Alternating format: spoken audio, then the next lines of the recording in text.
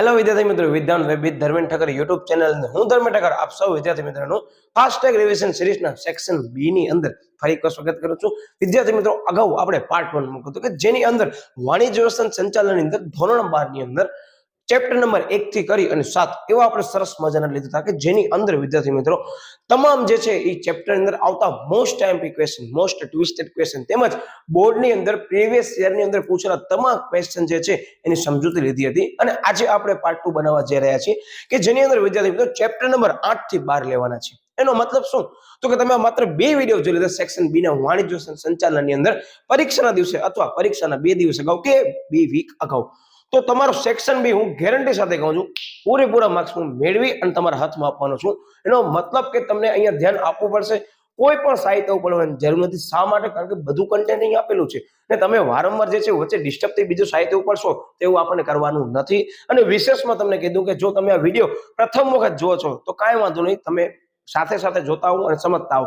પણ કદાચ તમે આ વિડીયો પરીક્ષાના દિવસે જોવા આવ્યા છો તો હું એટલું જ કહીશ કે ઝડપથી તમે આજે છે વિડીયોની સ્પીડ વધારી નાખો. તેમજ હું જે ક્વેશ્ચન તમને પૂછું છું એનો યસ તમને શું કહો છે સાહેબ પોતે જવાબ વિચારવાનો છું કે આની અંદર જવાબ શું આવે છે અને પછી તો હું તમને જવાબ આપવાનો છું. એનો મતલબ કે હવે આપણે એવી રીતે પ્રેક્ટિસ કરવાની છે કે લાસ્ટ મોમેન્ટની અંદર પણ તમને પ્રશ્ન ખ્યાલ હોવો જોઈએ તેમજ જવાબ પણ યાદ હોવો જોઈએ. કદાચ આ પ્રશ્ન એમસીક્યુ માં આવે છે તોય પણ વાંધો નહીં આવે અને એમસીક્યુ માંથી પ્રશ્ન આવે છે 1 માર્ક ની તોય પણ તમને વાંધો નહીં આવે.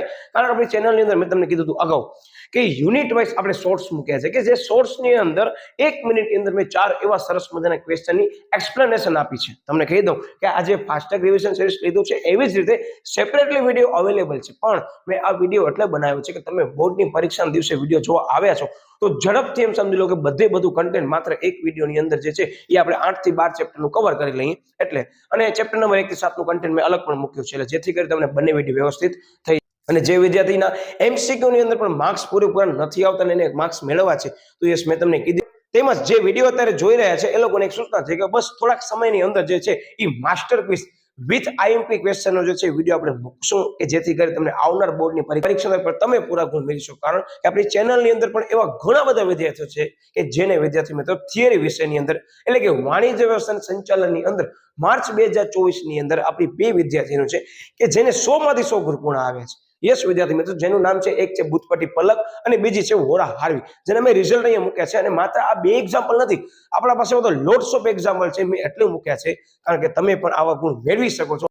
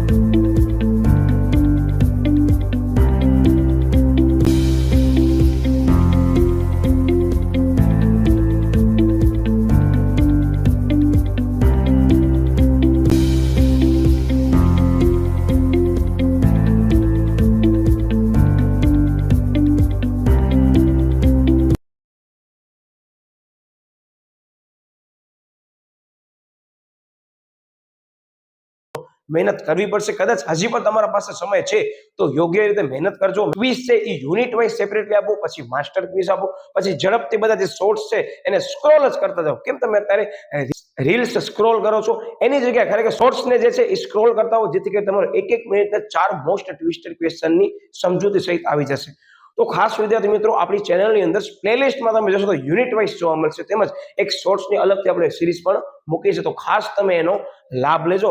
હવે વિદ્યાર્થી મિત્રો તમને આ મેં સ્લાઇડ એવી રીતે બનાવી છે સરસ મજાની કે જેની અંદર તમને જવાબ મળી જશે. પણ હા, મેં તમને શું કીધું કે આની અંદર તમને જવાબ પહેલા વિચારવાનો છું, હું વચ્ચે જ ઉભો રહીશ એટલે તમને ખબર નહીં પડવા દઉં જવાબ, અને કદાચ દેખાઈ જશે તો ધ્યાન રાખજો. આપણને પરીક્ષાની અંદર તો જવાબ આપેલા નહીં હોય તો એને ધ્યાનમાં લઈ વિદ્યાર્થી મિત્રો હું સૌથી પહેલા પ્રશ્ન લઈશ, પછી એનો ઉત્તર તમને આપવાનો છું, અને એને ધ્યાનમાં લઈ વિદ્યાર્થી મિત્રો મને જેમ લાગશે કે ના આ વસ્તુ સમજવા જેવી છે તે આપણે એની સમજૂતી પર લેવાના છીએ. પણ એટલો તમને કહી દઉં છું કે આપણી ચેનલની અંદર આ જે ક્વેશ્ચન છે એની ઓલરેડી 2024 ની અંદર સિરીઝ મુકાઈ ગઈ છે. આ હું બોર્ડની આવનાર પરીક્ષા માટે જે છે એ સિરીઝ બનાવી રહ્યો છું, એટલે થોડોક અમુક કોન્સેપ્ટ જે સાવ ઈઝી હશે જે મેં કવર કરાવી દીધા છે, કે ફાસ્ટ ટ્રેક રિવિઝન સિરીઝ તમે કવર કરાવી દીધા છે, તો એ ટોપિક જે છે તમને કદાચ ન ખબર પડે તો ખાસ તમે મને કોમેન્ટ દ્વારા જણાવી શકો છો. વિદ્યાર્થી મિત્રો હવે ધ્યાન આપજો, આની અંદર તમને અહીંયા ક્વેશ્ચન સાથે જ મેં આન્સર આપ્યા છે. તો સૌથી પહેલો ક્વેશ્ચન એમ છે કે શેર હોલ્ડરને જે ડિવિડન્ડ છે વિદ્યાર્થી મિત્રો એ કયા સ્વરૂપે ચૂકવી શકે છે. મારો શબ્દ યાદ રાખજો કે જેટલા પણ ક્વેશ્ચન છે ને એ બોર્ડમાં પૂછેલા ક્વેશ્ચન છે, બોર્ડમાં પૂછાઈ શકે એવા ક્વેશ્ચન છે, અને one of the most time question છે. આટલા ક્વેશ્ચન વ્યવસ્થિત આપણને કરવાના છે, ધ્યાન રાખજો, બરાબર. તો સૌથી પહેલો પ્રશ્ન છે શેર હોલ્ડર ડિવિડન્ડ સાહેબ કયા સ્વરૂપે ચૂકવાય. સાહેબ શેર હોલ્ડર ડિવિડન્ડ એક તો બેંક એટલે કે ચેક દ્વારા ચૂકવવામાં આવે છે, તેમજ સાહેબ રોકડ દ્વારા ચૂકવવામાં આવે છે. બસ આ રીતે ઝડપથી આપણે પ્રશ્નનો જવાબ લેતા આવશું. વચ્ચે એમ લાગશે કે ના સમજૂતી લેવાની છે તો આપણે શ્યોર લેશું, બરાબર.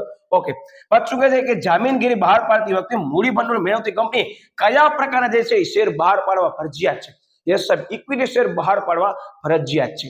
થઈ ગયું પ્રશ્ન ઝડપથી. ઓકે, પછી કઈ જામીનગીરી બહાર પાડવાનો જે ખર્ચ છે પ્રમાણમાં ઓછું આવે છે.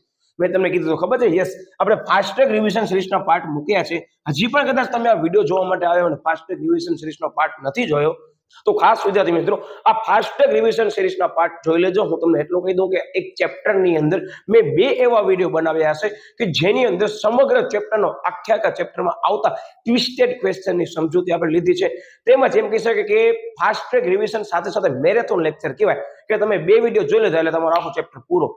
હા વિદ્યાર્થી મિત્રો, એને ધ્યાનમાં લઈને જ મેં આ વસ્તુ બનાવી છે. એટલે હજી પણ તમે ચેપ્ટર વાઇઝ ન જોયું ફાસ્ટ ટ્રેક રિવિઝન સિરીઝ તો ખાસ આની અંદર હું ડિસ્ક્રિપ્શનની અંદર તમને એની લિંક પણ આપી દઉં છું, ખાસ જોઈ લેજો. અને એની અંદર મેં વિસ્તૃત સમજૂતી આપી ત્યારે કીધું હતું કે મૂડી માળખાને અસર કરતા પરિબળો જે પણ વિદ્યાર્થી સ્કીપ કરે છે એના માટે નુકસાની છે, કારણ કે એનામાંથી સરસ મજાના એક માર્કના ઘણા બધા પ્રશ્નો પૂછાય છે ને પૂછાઈ પણ ગયા છે, અને પૂછાવાની સંભાવના પણ વધારે છે. જેની અંદર સૌથી પહેલો પ્રશ્ન એમ કહે છે કે કઈ એવી જામીનગીરી છે કે જેને બહાર પાડવાનો જે છે એ ખર્ચ ઓછો થાય છે. કે શું આવશે જવાબ? સાહેબ ડિબેન્ચર આવશે. હવે તમને સમજાવું શા માટે. કારણ કે અત્યારે તમે ઇક્વિટી શેર બહાર પાડશો તો લઘુત્તમ મૂડી ભરણું તમારું ભરવું જરૂરી છે, અને લઘુત્તમ મૂડી ભરણું ભરાય નહીં તો તમને શું કરવું પડશે? યસ સાહેબ, ભરાઈ જાય એના માટે કરી તમને સાહેબ બાહેંધરી દલાલો રાખવા પડશે. બાહેંધરી દલાલો સાથે શું કરવું પડશે? સાહેબ કરાર કરવું પડશે, અને કરાર કર્યા પછી પણ તમને શું ચૂકવવાનું છે? સાહેબ બાહેંધરી કમિશન ચૂકવવાનું છે. પછી સાહેબ વિજ્ઞાપન પત્ર બહાર પાડવું પડશે. એટલે એનો મતલબ એમ સમજી લો કે આ જે જામીનગીરી છે એની અંદર જે ઇક્વિટી શેર છે એને બહાર પાડવાનો ખર્ચ વિદ્યાર્થી મિત્રો બહુ જ વધારે પ્રમાણમાં છે. એટલે મૂડી પડતર એની વધારે છે, જ્યારે ડિબેન્ચર જે છે એને બહાર પાડવાનો ખર્ચ છે એ સાવ ઓછો છે. એને ધ્યાનમાં લઈ વિદ્યાર્થી મિત્રો ડિબેન્ચર બહાર પાડશો તો તમને જે છે મૂડી પડતર ઓછી પણ આવે છે. તો એનો મતલબ કે આ પ્રશ્ન બોર્ડમાં જ પૂછાયેલો છે કે કઈ એવી જામીનગીરી છે કે જેને બહાર પાડવાનો ખર્ચ જે છે એ ખૂબ ઓછા પ્રમાણમાં થાય છે. તો જવાબમાં શું આવશે? યસ સાહેબ, ડિબેન્ચર આવશે. તો આમ આપણે સમજતા રહેશું. એટલે આ પ્રશ્ન મોસ્ટ ટાઈમ બી છે, 2 વાર રિપીટ થયો છે, બરાબર. Okay, yes. પછી કહે છે વિદેશી રોકાણકાર સંસ્થાઓએ કોની સમક્ષ નોંધણી કરાવવી પડે છે. યાદ રાખજો, વિદેશી રોકાણ સંસ્થાઓએ સેબી સમક્ષ જે છે એ નોંધણી કરાવવી પડે છે. શું કહે છે કે વિદેશી રોકાણકાર સંસ્થાઓ ભારત દેશની અંદર નાણાં રોકવા છે તો એની નોંધણી કોના પાસે કરાવવી પડે છે? તો યાદ રાખજો, એની નોંધણી સેબી પાસે કરાવવી પડે છે. અને તમને બધાને ખ્યાલ છે કે આ જે વિડીયો રિવિઝન માટે જોઈ રહ્યો છે એને મેં કીધું હતું કે આની અલગ યાદી બનાવજો, અથવા લાસ્ટ પેજ ઉપર લખજો કે વિદેશી સંસ્થાઓ જે છે એને ભારત દેશની અંદર રોકાણ કરવું છે, બરાબર. તે રોકાણ કરવા માટે કરી કોની મંજૂરી લેવી પડશે? સાહેબ સેબીની મંજૂરી લેવી પડશે. યસ. પછી બીજો પ્રશ્ન હજી આવે છે, શેર બજાર વાળો આવે છે. આના પછીના ચેપ્ટરમાં આપણે લેવાના જ છે. એટલે એમ સમજી લો કે સૌથી પહેલા આપણે 8મો ચેપ્ટર લીધો છે. ઇન બિટવીન આના પછી આપણે લેવાના છે ચેપ્ટર નંબર જે છે એ ગ્રાહક સુરક્ષા. શું કામ કે ગ્રાહક સુરક્ષામાંથી પણ ઘણા બધા મોસ્ટ એમપી પ્રશ્નો જે છે એ એવરી યર જે છે એ પૂછાય જ છે. બરાબર. અને સમયને ધ્યાનમાં લઈ હું આપણી સોશિયલ મીડિયાના માધ્યમોની અંદર તેમજ આઈએમપી વિડીયોની અંદર હું બ્લુ પ્રિન્ટ પણ આપવાનો છું. પણ વિદ્યાર્થી મિત્રો હું અત્યારથી ચોખ્ખી સૂચના આપી દઉં કે બ્લુ પ્રિન્ટ ઉપર ટોટલી ડિપેન્ડન્ટ રહેવાનું નથી. સાહેબ શું કહો છો? કારણ કે એવરી યર એમ સમજી લો કે ઉપરથી જે છે બ્લુ પ્રિન્ટ આવે છે વિદ્યાર્થી મિત્રો, તે બ્લુ પ્રિન્ટની અંદર પણ ચોખ્ખા નિયમો લખેલા હોય છે. જ્યારે પણ પેપર કોઈ પણ શિક્ષક સેટ કરે છે ત્યારે લખેલું હશે કે આ પેપર સ્ટાઇલ છે, આવી રીતે બ્લુ પ્રિન્ટ છે, જેની અંદર જે શિક્ષક છે જે પેપર કાઢે છે એને 15% જે છે એ પોતાના પેપરની અંદર જે છે એ ફેરફાર કરી શકવાનો અવકાશ રહેલો છે. એટલે હું તમને આઈએમપી આપવાનો છું, હું બ્લુપ્રિન્ટ પણ આપી દઈશ. ઉપરથી જે બ્લુપ્રિન્ટ આવી છે હું એ જ બ્લુપ્રિન્ટ આવવાનો છું. પણ મારો શબ્દ યાદ રાખજો વિદ્યાર્થી મિત્રો, એમાં વેરિએશન આવવાની સંભાવના પૂરેપૂરી રહેલી છે, પણ આઈએમપી નહીં બદલે. બરાબર. હું તમને આઈએમપી આપું છું કે 5 માર્ક ની અંદર આઈએમપી આપો 3 માર્કમાં આવે તો સાહેબ અમે ફાયદામાં છીએ. 3 માર્ક ની અંદર આઈએમપી આપો તમને 2 માર્કમાં આવે તો સાહેબ અમે ફાયદામાં છીએ. કારણ કે માર્ચ 2024 ની અંદર મેં જે આઈએમપી મૂક્યા હતા વિદ્યાર્થી મિત્રો અને જે વિડીયો અપલોડ કર્યા હતા, વિડીયોમાંથી જ વિદ્યાર્થી મિત્રો 82 થી વધારે ગુણનું પૂછવામાં આવ્યું છે. બરાબર. જે ઓલરેડી આપણી ચેનલ ઉપર અવેલેબલ છે અને તમે નોટ પણ કરી શકો છો કે બધી વસ્તુ અવેલેબલ છે. એટલે તમે મારા ઉપર વિશ્વાસ મૂકશો ને વિદ્યાર્થી મિત્રો, હું તમારો એક પણ માર્ક્સ કટ નહીં કરવા દઉં. પણ હા, તમારું ધ્યાન પૂરેપૂરું વિડીયોમાં હોવો જોઈએ. દરેક વિડીયો જે છે એ વ્યવસ્થિત રીતે જોયેલો હોવો જરૂરી છે. મેં જેમ કીધું છે કે અહીંયા બાબત ખાસ ધ્યાન રાખજો, ત્યાં ખાસ ધ્યાન રાખવાની હશે એટલે મેં વારંવાર કીધી હશે. કારણ કે જ્યારે પણ પેપર ચેક કરતા હોય ત્યારે અમને ઘણી બધી બાબતો એવી છે કે ખ્યાલ જ આવી જાય કે જે વિદ્યાર્થીએ પ્રશ્ન અટેમ્પ્ટ કર્યો છે એનામાં આ મુદ્દો સૌથી પહેલા ચેક કરવાનો છે. તો ધ્યાન રાખજો. બરાબર. આવી બધી વિગતો મેં દર્શાવી છે. Okay, yes. પછી મુદ્દો આવે છે વિદ્યાર્થી મિત્રો કે મૂડી માળખું જે છે શાનું બનેલું હોય છે. તો યાદ રાખજો, મૂડી માળખું જે છે એ તમારો પ્રશ્ન મેં એમાં સમજૂતીમાં લીધું, મૂડી માળખાના પ્રકારો કયા કયા છે. એવી જ રીતે આનો પ્રશ્ન બનેલો છે કે મૂડી માળખું શાનું બનેલું હોય છે. મોસ્ટ ટાઈમ મારી દ્રષ્ટિએ આ ક્વેશ્ચન. બરાબર. શું કામ? કે મૂડી માળખાનો પ્રકાર પૈકીનો જ પ્રશ્ન છે. યાદ રાખજો કે મૂડી માળખું જે છે એના વિવિધ પ્રાપ્તિ સ્થાનોનું બનેલું હોય છે, જેની અંદર શું આવે છે સાહેબ? ઇક્વિટી શેર હશે, પછી પ્રેફરન્સ શેર હશે, પછી ડિબેન્ચર હશે, અનામતો અને લોન ભંડોળનું બનેલું હોય છે. બરાબર. આ પ્રશ્ન ટાર્ગેટ કરવા જેવો છે, કારણ કે મૂડી માળખામાંથી જો પ્રશ્ન વિદ્યાર્થી મિત્રો લોંગ ક્વેશ્ચન નથી આવતો તો એનામાંથી 1 માર્કનો પ્રશ્ન હવે આ એવો બચ્યો છે કે જે પૂછી શકાય એવો છે. સમજી ગયા ને? બસ. કારણ કે અમુક મુદ્દા એવા છે કે જે નજરમાં દેખાય છે, સંભાવના એવી રહેલી છે કે આવી રીતે આવી શકે છે. બરાબર. ઓકે, હવે આપણે આગળ વધીએ છીએ. એટલે તમને અત્યારે કોઈ સ્ક્રીનશોટ લેવાની જરૂર નથી, તમારો માત્ર ધ્યાન અહીંયા હોવો જોઈએ. બરાબર. યસ. એના પછી મુદ્દો આવે છે વિદ્યાર્થી મિત્રો કોઈ કાર્યશીલ મૂડી જેમાં રોકાયેલી છે તે મિલકતો ઉપર ઘસારો જે છે શા માટે ગણાતો નથી. આ ચેપ્ટરની અંદર આવતી મોસ્ટ ટાઈમની તફાવતો 2 રહેલી છે, જેની આપણે જે છે તફાવતની સિરીઝ પણ મૂકી છે. એટલે કદાચ હજી પણ તમે ન જોયો તે તફાવતની સિરીઝ જોઈ લેજો. 7 તફાવતમાંથી વિદ્યાર્થી મિત્રો ઓછામાં ઓછી એવી પૂરેપૂરી સંભાવના છે કે એક તફાવત જે છે પરીક્ષાની અંદર આવવાની છે જ. બરાબર. તો આ કદાચ તફાવત ચેપ્ટરમાંથી આવે છે તો વેલ એન્ડ ગુડ. અધરવાઇઝ એમાંથી કાર્યશીલ મૂડી અને કાયમી મૂડીના તફાવતમાંથી સરસ મજાનો મુદ્દો બને છે કે કાર્યશીલ મૂડી છે એની અંદર શા માટે ઘસારો ગણાતો નથી. તો જે પણ વિદ્યાર્થી પ્રશ્ન જે છે એ સમજીને ગયો છે ને આજે પણ એને ગેરંટી સાથે કહું એનો વિસ્તૃત સમજૂતી આવડી જશે પરીક્ષાની અંદર. તો કે તમને બધાને ખ્યાલ છે કે કાયમી મૂડી હશે એમાં કોનો સમાવેશ કરવામાં આવે છે? એના ઘટકો કયા છે સાહેબ? જમીન, મકાન, યંત્રો. બરાબર. એનો પર ઘસારો ગણાય?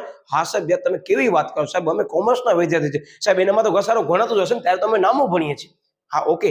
પણ ક્યારે એવું સાંભળ્યું કે કાચા માલ ઉપર ઘસારો ગણાય, કે લેણી હુંડી ઉપર ઘસારો ગણાય, કે દેવાદાર ઉપર ઘસારો ગણાય? ના સાહેબ, એ લોકો ઉપર ઘસારો ગણાતો નથી. શા માટે? હું તમને સમજાવું. કારણ કે તમારી જે કાચા માલની અંદર જે પણ પ્રકારની મૂડી રોકાયેલી હશે, મૂડી કઈ હશે? યસ સાહેબ, એ કાર્યશીલ મૂડી હશે. કાચા માલને તૈયાર માલમાં રૂપાંતર કરી આપણે શું કોને સાહેબ એને વેચી નાખ્યો. બરાબર. અને કદાચ આપણે ઉધાર માલ પર વેચાણ કર્યું છે તો દેવાદારનો સંબંધ ઉભો થાય છે. તો દેવાદાર આપણે ભવિષ્યમાં નાણાં આપશે ફરી પાછો, તો આપણે એનો ઉપયોગ ક્યાં કરશું સાહેબ? એ નાણાંનો ઉપયોગ કાચા માલમાં કરશું. એનો મતલબ યસ સાહેબ, ચક્રાકારે ફરતી મૂડી છે. કઈ? કાર્યશીલ મૂડી. તો વિદ્યાર્થી મિત્રો આવી જ રીતે કાર્યશીલ મૂડીનું સ્વરૂપ જે છે ને એ સતત બદલાતું રહે છે, અને આ સ્વરૂપ સતત બદલાવાના કારણે વિદ્યાર્થી મિત્રો આના ઉપર ઘસારો ગણવામાં આવતો નથી. કેવો સરસ રીતે આપણે સમજ્યા છે. એટલે ગોખવાનું બંધ કરી દેજો. શું કે છે? યસ. તો કે એમાં કે જેમાં રોકાયેલી મૂડી છે તેમના મિલકતોનું સ્વરૂપ જે છે સતત બદલાતું હોવાથી ઘસારો ગણાતો નથી. અને તફાવતની અંદર આવતો લાસ્ટ પોઈન્ટ છે કે શા માટે ઘસારો ગણવામાં આવતો નથી. બરાબર. યસ. એના પછી આવજો વિદ્યાર્થી મિત્રો ક્વેશ્ચન કે નાણાકીય સંચાલનની વ્યાખ્યા આપો. અને નાણાકીય સંચાલનની વ્યાખ્યા જનરલી હું મારા ઘણા બધા વિદ્યાર્થીઓ કહું કે પ્રોફેસર એમ કિબલની વ્યાખ્યા છે ને બહુ સરસ મજાની છે. અને હા, ચેપ્ટર નંબર 1 ની અંદર આપણે કરી લીધી છે. કઈ? યસ સાહેબ, નાણાકીય સંચાલન એટલે ભંડોળ મેળવવું, ભંડોળનો સાહેબ ઇષ્ટતમ ઉપયોગ કરશું, બરાબર. અને પછી શું કહે છે? યસ સાહેબ, ભંડોળની યોગ્ય ફાળવણી કરવી, જેને નાણાકીય સંચાલન તરીકે ઓળખવામાં આવે છે. પહેલા સાહેબ મેળવશું, પછી ઇષ્ટતમ ઉપયોગ કરશું અને પછી સાહેબ એની યોગ્ય ફાળવણી કરશું, બરાબર. ઓકે, આની વિસ્તૃત સમજૂતી આપણે નાણાકીય સંચાલનના હેતુઓની અંદર એટલે કે ફાસ્ટ ટ્રેક રિવિઝન સિરીઝની અંદર લીધી છે, ખાસ એકવાર જોઈ લેજો. ઓકે, પછી આ ચેપ્ટરની અંદર જે છે પૂર્ણ સ્વરૂપ આવે છે, આપણે એકવાર કરી લઈએ. બહુ ચાન્સ ઓછા છે પણ આપણે કરી લઈએ કે જેથી કરી વાંધો ના આવે, કદાચ આવે તો. કે એફડીઆઈ એટલે ફોરેન ડાયરેક્ટ ઇન્વેસ્ટમેન્ટ અને એફઆઈઆઈ યાદ રાખજો, ફોરેન ઇન્સ્ટિટ્યુશનલ ઇન્વેસ્ટર્સ છે, બરાબર. હવે આની અંદર અમે જ્યારે પણ પેપર ચેક કરતા હોય ત્યારે સૌથી પહેલા હું શું ચેક કરું ખબર? યસ સાહેબ, જે લોકોની ઘણી બધી મિસ્ટેક થઈ ગઈ છે ને કદાચ વિડીયો પણ જોતા હશે તો હવે ધ્યાન રાખજો, અને જે લોકોની મિસ્ટેક નથી થતી તો પણ આની અંદર ચેતવણી આપું છું, તકેદાર રાખજો કે આની અંદર ફોરેન નો સ્પેલિંગ શું થાય? FOREIGN, બરાબર. આ ધ્યાન રાખજો. અને ફોરેન ડાયરેક્ટ ઇન્વેસ્ટમેન્ટ, આ બે યાદ રાખવાના છે. જનરલી હું મારા ઘણા બધા વિદ્યાર્થીઓને કહું કે ટાર્ગેટ કરજો કે આપણને પૂર્ણ સ્વરૂપ અંગ્રેજીમાં લખવાનું છે, પણ જે પણ એવા વિદ્યાર્થી છે કે જેને કદાચ એવું બની શકે, કદાચ આપણે એવું વિચારવાનું નથી, પણ તો હું તમને એક રસ્તો આપું છું કે ઇંગ્લિશની અંદર પૂરેપૂરી ટ્રાય કરો, સાથે સાચું લખાઈ જાય છે, પછી કાઉન્સમાં ગુજરાતીમાં આપી દો. બની શકે છે કે જે વિદ્યાર્થી જે છે બહુ એમ સમજી લો કે 1-2 માર્ક્સ માટે બચે છે તો એમને પૂર્ણ સ્વરૂપની અંદર વાંધો નહીં આવે, મારો શબ્દ યાદ રાખજો. પણ આ એક કન્ડિશન છે કે જે વિદ્યાર્થીનું પેપર બહુ સરસ મજાનું લખેલું છે અને બીજી વખત ચેક થાય છે તો યસ, હવે તમે સમજી ગયા છો કે આની અંદર જે છે એ થોડો ઘણો ફેરફાર થઈ શકે છે, એટલે ખાસ ધ્યાન રાખજો, બરાબર. ઓકે, પછી ડિવિડન્ડ કઈ મૂડી પર ચૂકવવામાં છે? યસ સાહેબ, ડિવિડન્ડ છે ને એ ભરપાઈ થયેલી મૂડી ઉપર ચૂકવવામાં આવે છે. કે 10 રૂપિયાનો શેર છે, તમે એની અંદર શેર મૂડીના હિસાબોમાં સમજી ગયા છો કે હપ્તે હપ્તે નાણાં મંગાવો છો, કે પેલા અરજી પેટે 5 મંગાવે અને પછી પ્રથમ હપ્તાના અને મંજૂરીના 2 મંગાવે એટલે 7 રૂપિયા ભરાઈ ગયા. કેટલા બાકી રહે સાહેબ? 3 રૂપિયા બાકી રહ્યા. તો તમે હપ્તાના રૂપિયા જે છે 2 અથવા 1 અલગ અલગ રીતે તમે ટુકડે ટુકડે મંગાવો છો, એ સંપૂર્ણ ભરપાઈ થઈ ગઈ હશે. એના બાદ વિદ્યાર્થી મિત્રો આપણે ડિવિડન્ડ ચૂકવવામાં આવે છે. પછી પ્રશ્ન આવે છે ઇષ્ટતમ મૂડી માળખું એટલે શું?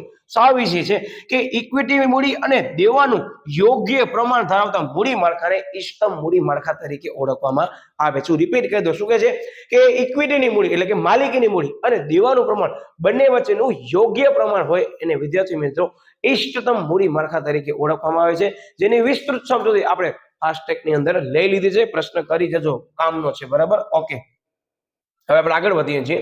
હવે પ્રશ્ન આવે છે કે મૂડી માળખું એટલે શું?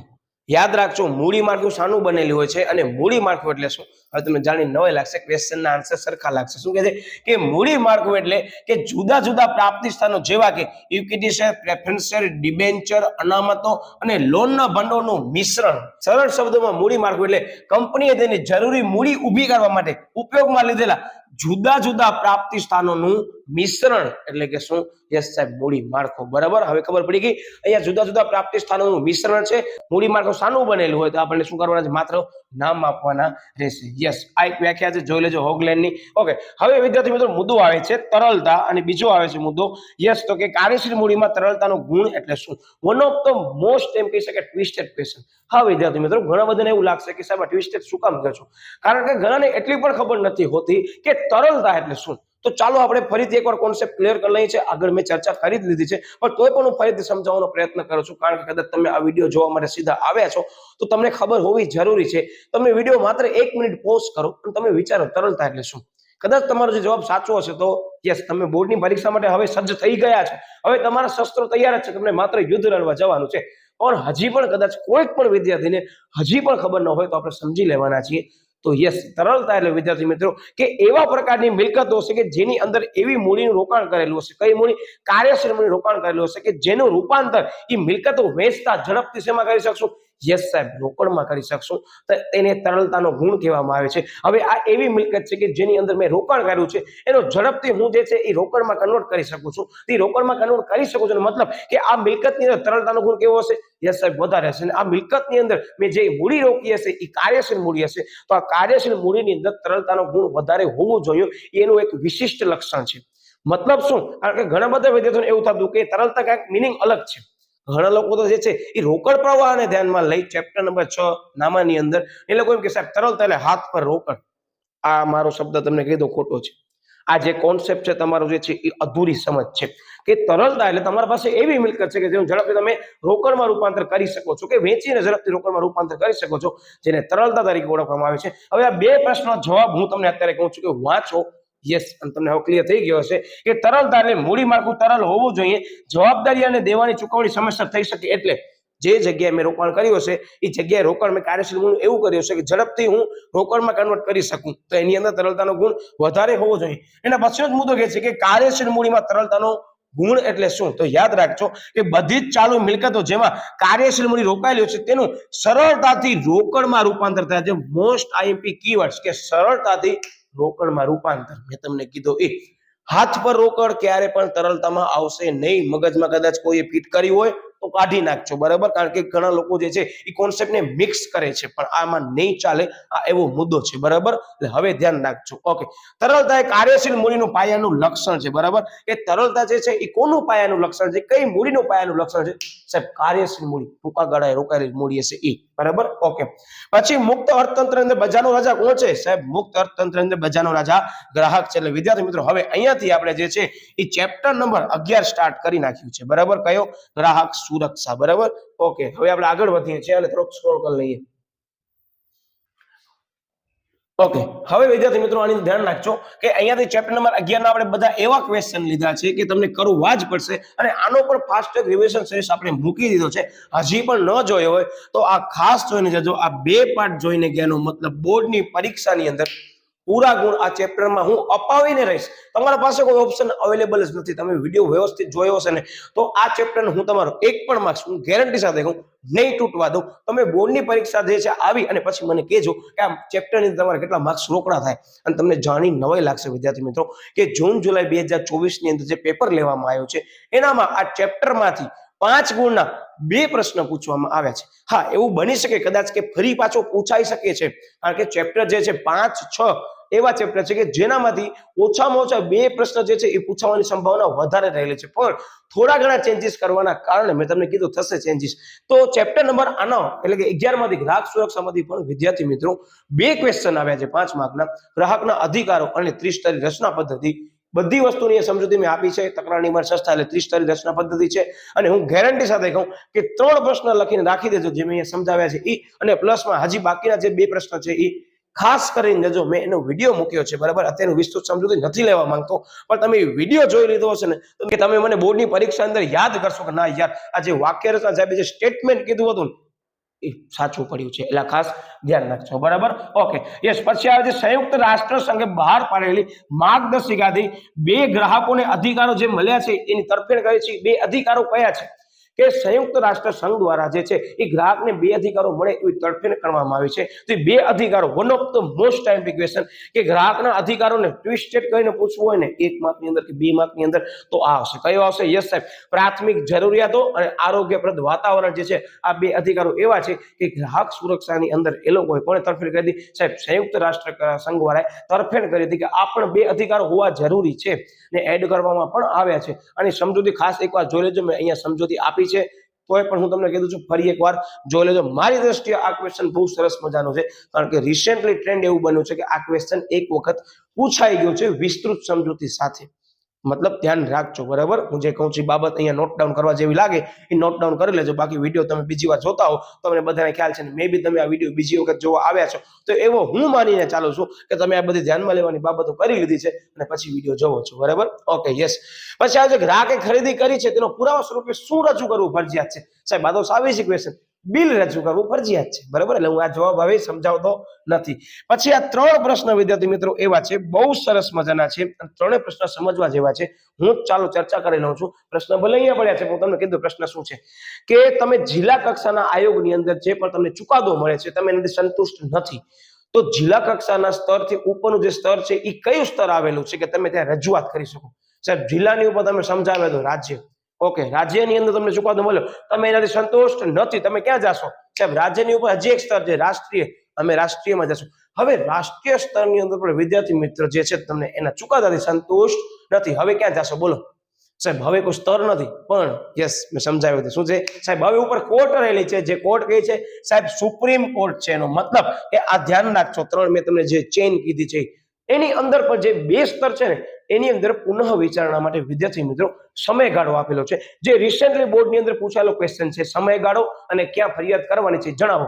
તમારો શબ્દ યાદ રાખજો, જિલ્લાની અંદર અને રાજ્યની અંદર સમય મર્યાદા 30 દિવસની છે. જ્યારે યસ તમને ખ્યાલ છે બધાને રાષ્ટ્રીયની અંદર તમને જે છે ચુકાદો મળ્યો છે તમે સંતુષ્ટ નથી તો એની સમય મર્યાદા નથી આપેલી. યાદ રાખજો આ જ પ્રશ્ન એવા છે જે બોર્ડની અંદર પૂછવામાં આવ્યા છે કે જેથી કરી વિદ્યાર્થીની કન્ફ્યુઝન ક્રિએટ થઈ શકે છે. તો ટાર્ગેટ કરજો કે જિલ્લાને રાજ્યની અંદર પુનઃ વિચારણા માટે 30 દિવસ આપવામાં આવે છે અને તમે એનાથી ઉપરના સ્તરમાં શું કરી શકો છો, ફરિયાદ ફરી પાછો દાખલ કરી શકો છો. બરાબર, ઓકે, યસ. એના પછી આપણે આગળ વધીએ છીએ કે જાહેર હિતની અરજી, હું આને છે ને સ્ક્રોલ કરી નાખું જેથી તમને વિઝિબલ થાય. બરાબર, ઓકે.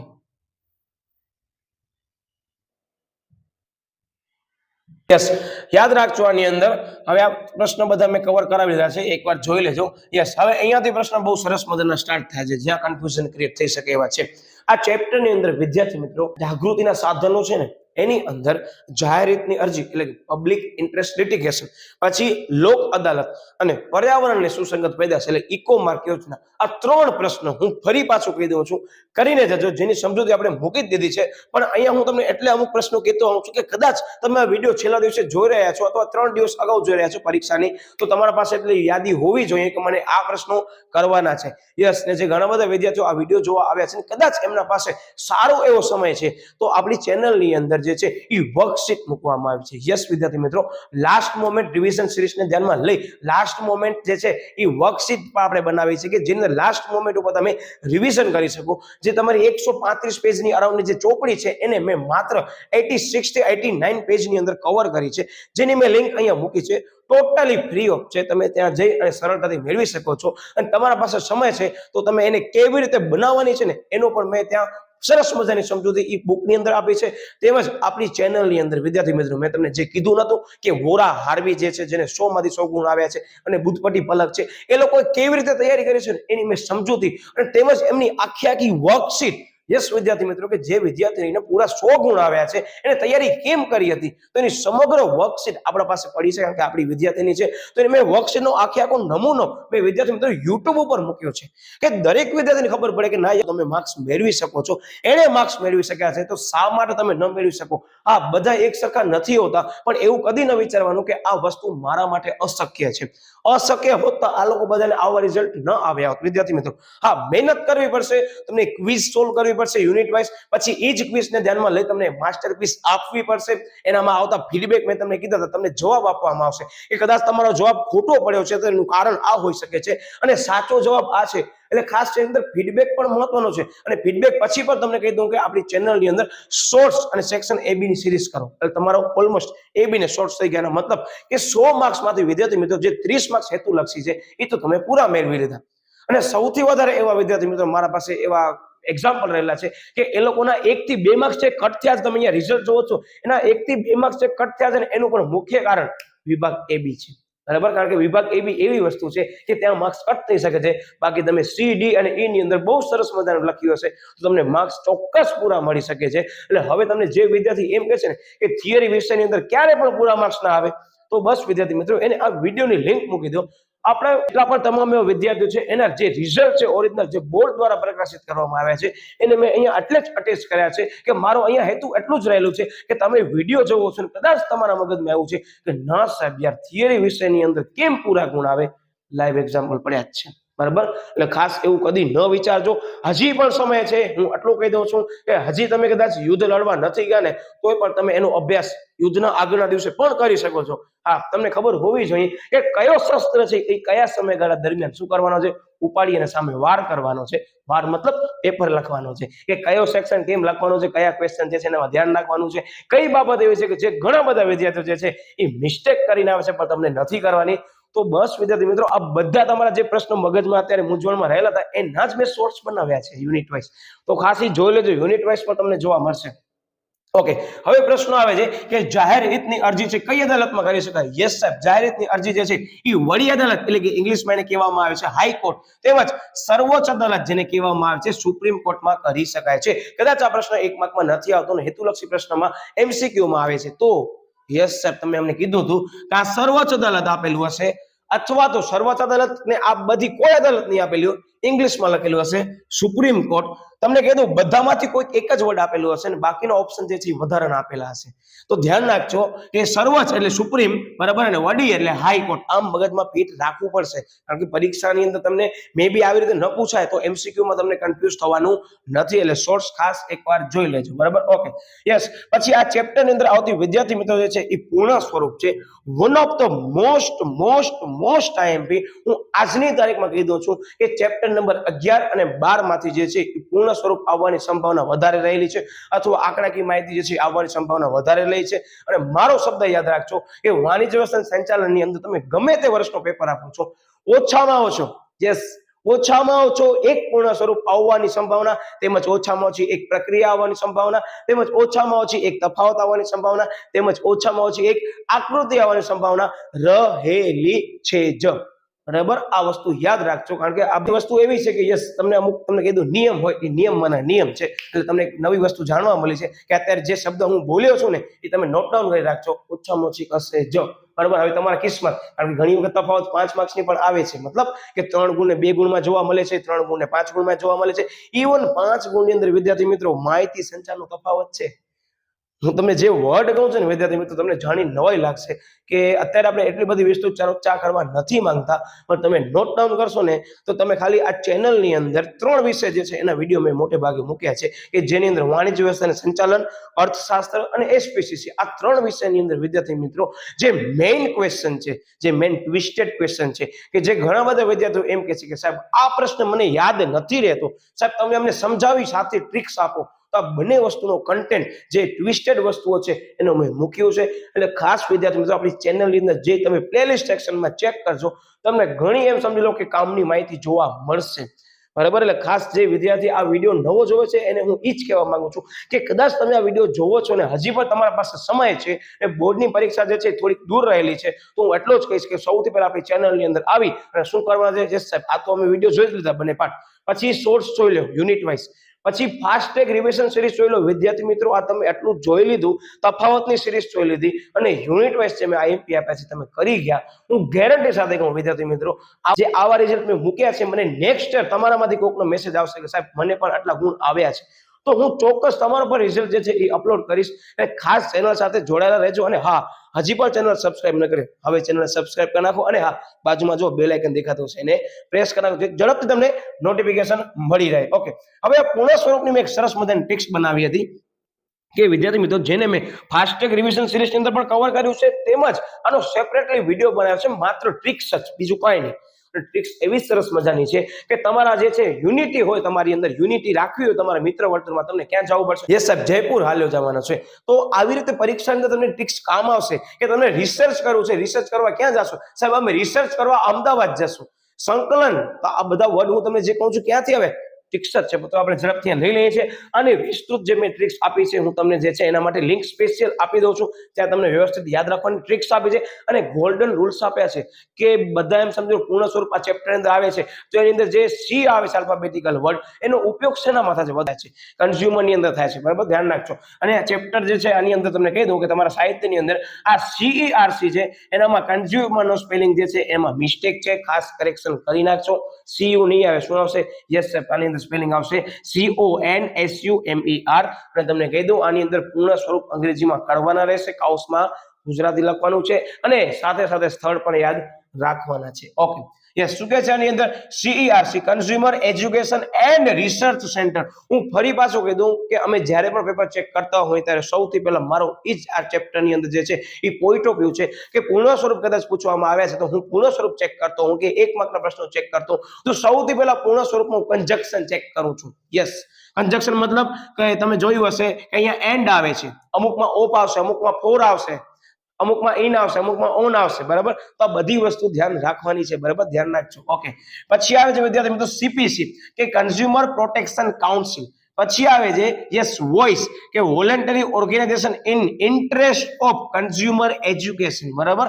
પછી આવે છે CGSI consumer guidance society of India, બરાબર. આ બધા એવા છે વિદ્યાર્થી મિત્રો કે બોર્ડમાં પૂછાયેલા છે અથવા પૂછાવાની પૂરેપૂરી સંભાવના રહેલી છે, એવા જ આપણે આની અંદર પ્રશ્નો લીધા છે. પછી આવે છે cuts consumer unity and trust society, બરાબર. સ્પેલિંગમાં ધ્યાન રાખજો, હું રિપીટ કરી દઉં છું કે અંગ્રેજીની અંદર લખવાનું છે ને કાઉન્સમાં ગુજરાતી લખી જ દો.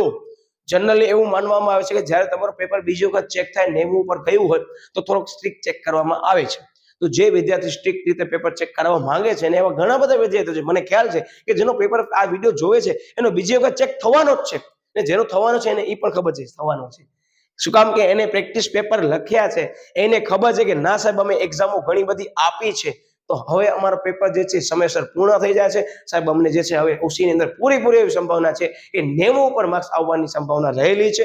તો એ લોકો માટે આ બધી વસ્તુઓને મેં ગોલ્ડન ટિપ્સ આપી છે કે બીજી વખત પેપર ચેક થાય તોય પણ તમારો જે છે હું 1 માર્ક્સ નહીં તૂટવા દઉં. તો એ બધી વસ્તુ આમાં પણ કહેતો આવું છું અને દરેક વિડીયોમાં મેં કીધી છે કે આ ક્વેશ્ચનમાં અહીંયા ધ્યાન રાખજો, બરાબર. ઓકે, યસ, હવે આપણે આગળ વધીએ છીએ.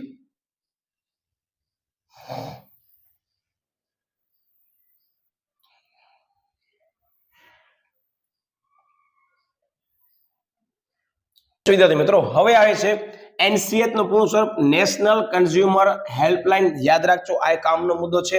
અને પછી આવે છે વિદ્યાર્થી મિત્રો ગ્રાહક સુરક્ષાનો અર્થ. આ ચેપ્ટર ની અંદર અત્યારે માહિતી લખી રાખજો.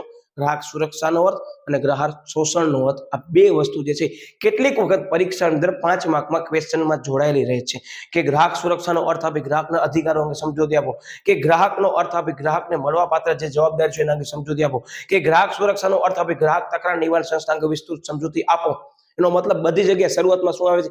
યસ સાહેબ, અર્થ આવે છે. એટલે હું ઘણી વખત મારા વિદ્યાર્થીઓને દરેક વિડીયોમાં એ જ કહું છું, પ્રશ્ન ધ્યાનપૂર્વક વાંચજો. પ્રશ્નની અંદર અર્થ આપેલું હશે તો તમને અર્થ લખવું પડશે, એનો પર કીમાં માર્ક્સ રાખવામાં આવે છે, બરાબર. ઓકે, એટલે શું કહે છે અંદર ગ્રાહક સુરક્ષા એટલે શું? તો અંદર એમ જ કહે છે કે ગ્રાહક સુરક્ષા એટલે વેચાણકારો અને ઉત્પાદકોની અનૈતિક જે શોષણયુક્ત અને અયોગ્ય પ્રથા છે એની સામે શું ને તો ગ્રાહકને રક્ષણ પૂરું પાડવું એટલે શું? ગ્રાહક સુરક્ષા. અને હજી એક છે કે વેપારી અને ઉત્પાદકો દ્વારા મહત્તમ નફો મેળવવાની લાલચ વિવિધ તરકીબ અજમાવીને જે શોષણ કરવામાં આવે છે તેના વિરોધમાં વિવિધ પગલાઓ દ્વારા ગ્રાહકોના હિતની જાળવણી કરવાને કારણે ગ્રાહક સુરક્ષા કહે છે. મને ખ્યાલ છે વિદ્યાર્થી આને જ અટેમ્પ કરવાનો છે તો આજ મગજમાં ફિટ રાખજો.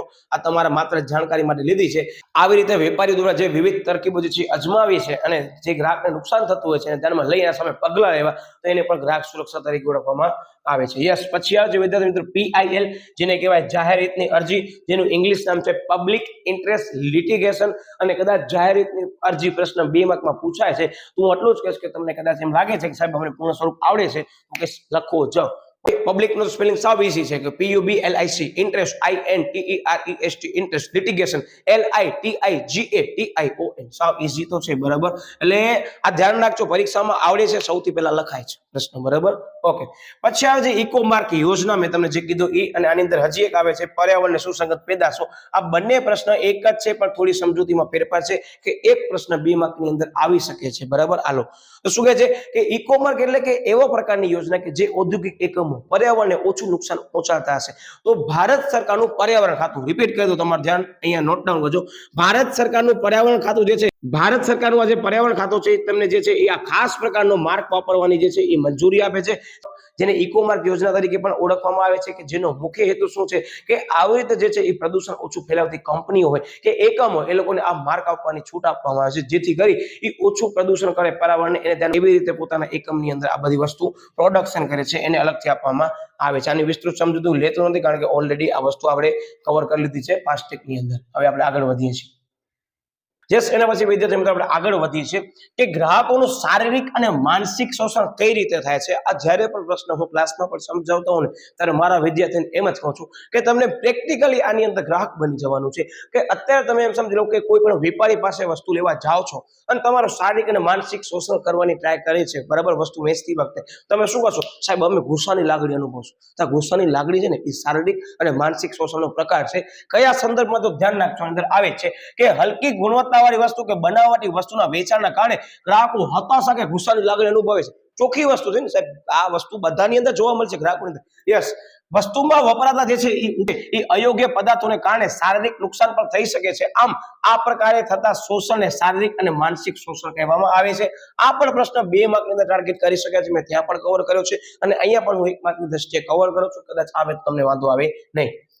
યસ વિદ્યાર્થી મિત્રો, હવે ફરી પાછો આ ચેપ્ટરની અંદર મોસ્ટ ટાઈમ એમ કહી શકાય કે પૂર્ણ સ્વરૂપ આવી ગયા છે. મારો શબ્દ યાદ રાખજો વિદ્યાર્થી મિત્રો કે બોર્ડની અંદર 1 વર્ષની અંદર પેપરની અંદર 2 માર્કની અંદર માત્ર 2 પૂર્ણ સ્વરૂપ અલગથી આપ્યા હતા અને 1 માર્કની અંદર ઉપર પૂર્ણ સ્વરૂપ આપ્યા હતા. એટલે ટોટલ એમ કહી શકાય 3 માર્કની અંદર માત્ર પૂર્ણ સ્વરૂપ. તમે સમજો છો ને કે તમારા 3 માર્ક આવી રીતે રોકડા લઈ શકો છો. ઘણા બધા વિદ્યાર્થીઓ મને એવું કહેતા હોય કે સાહેબ યાર મારા પેપર પૂરા નથી થતા, તો હું એને એટલો જ કહેવાનો છું કે તમને શરૂઆતની જ્યારે પણ 15 મિનિટ મળે છે એ 15 મિનિટની અંદર કેમ તૈયારી કરવાની છે જેનો વિડીયો આપણે મૂકી દીધો છે. પણ ફરી પાછો આપણે નવી પરીક્ષા ધ્યાનમાં લઈ મૂકવાના છીએ. હવે સ્ટ્રેટેજી મૂકવાના છે કેમ તૈયારી કરવાની છે.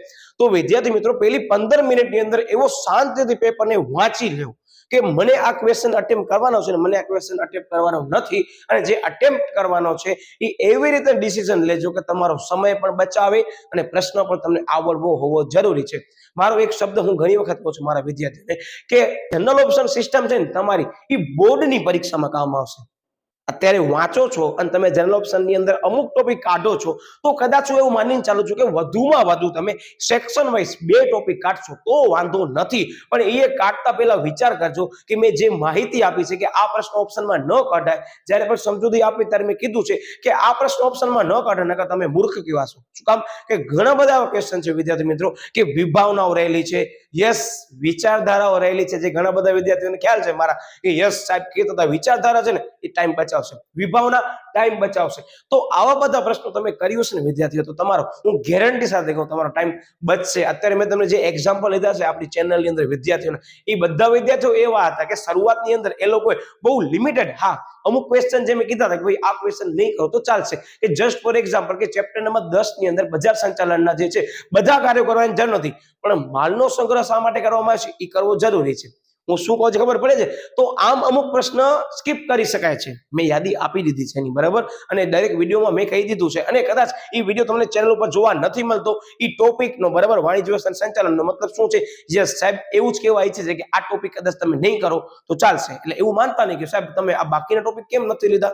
એટલે આ ધ્યાન રાખજો, એનું રીઝન આ જ રહેલું છે કે અમુક ટોપિક જે છે એ તમે સ્કીપ શેના માટે કરી શકો સાહેબ? બોર્ડની પરીક્ષા, મતલબ કે અત્યારે તમારી પાસે એવી યાદી હોવી જોઈએ કે બોર્ડની પરીક્ષા 1 દિવસ અગાઉ આ બધા પ્રશ્નો માત્ર કેમ કરવાનો છે? યસ સર, જોઈ લો પરીક્ષામાં આવ્યા ને કદાચ વારો આવ્યો આપણો અટેમ્પ્ટ કરવાનો, તો સાહેબ અટેમ્પ્ટ તો કરવા પડશે, પણ એ સમયગાળા દરમિયાન વિદ્યાર્થીઓ તમારા માટે કદાચ સીલા ક્વેશ્ચન અવેલેબલ હોય, ટ્વિસ્ટેડ ક્વેશ્ચન અવેલેબલ હોય, તમને આવડતા હશે, ચોક્કસ ગેરંટી છે. જે વિદ્યાર્થી મારી ચેનલ ઉપર રહેલો દરેક વિડીયો જોઈને જવાનો છે એને તો કોઈ જનરલ ઓપ્શન સિસ્ટમનો પ્રશ્ન ઉદ્ભવતો જ નથી, બરાબર. કારણ કે અમુક ચેપ્ટરની સિવાય મેં તમને બધી વસ્તુ કહી દીધી છે કે આટલી કરવાની છે.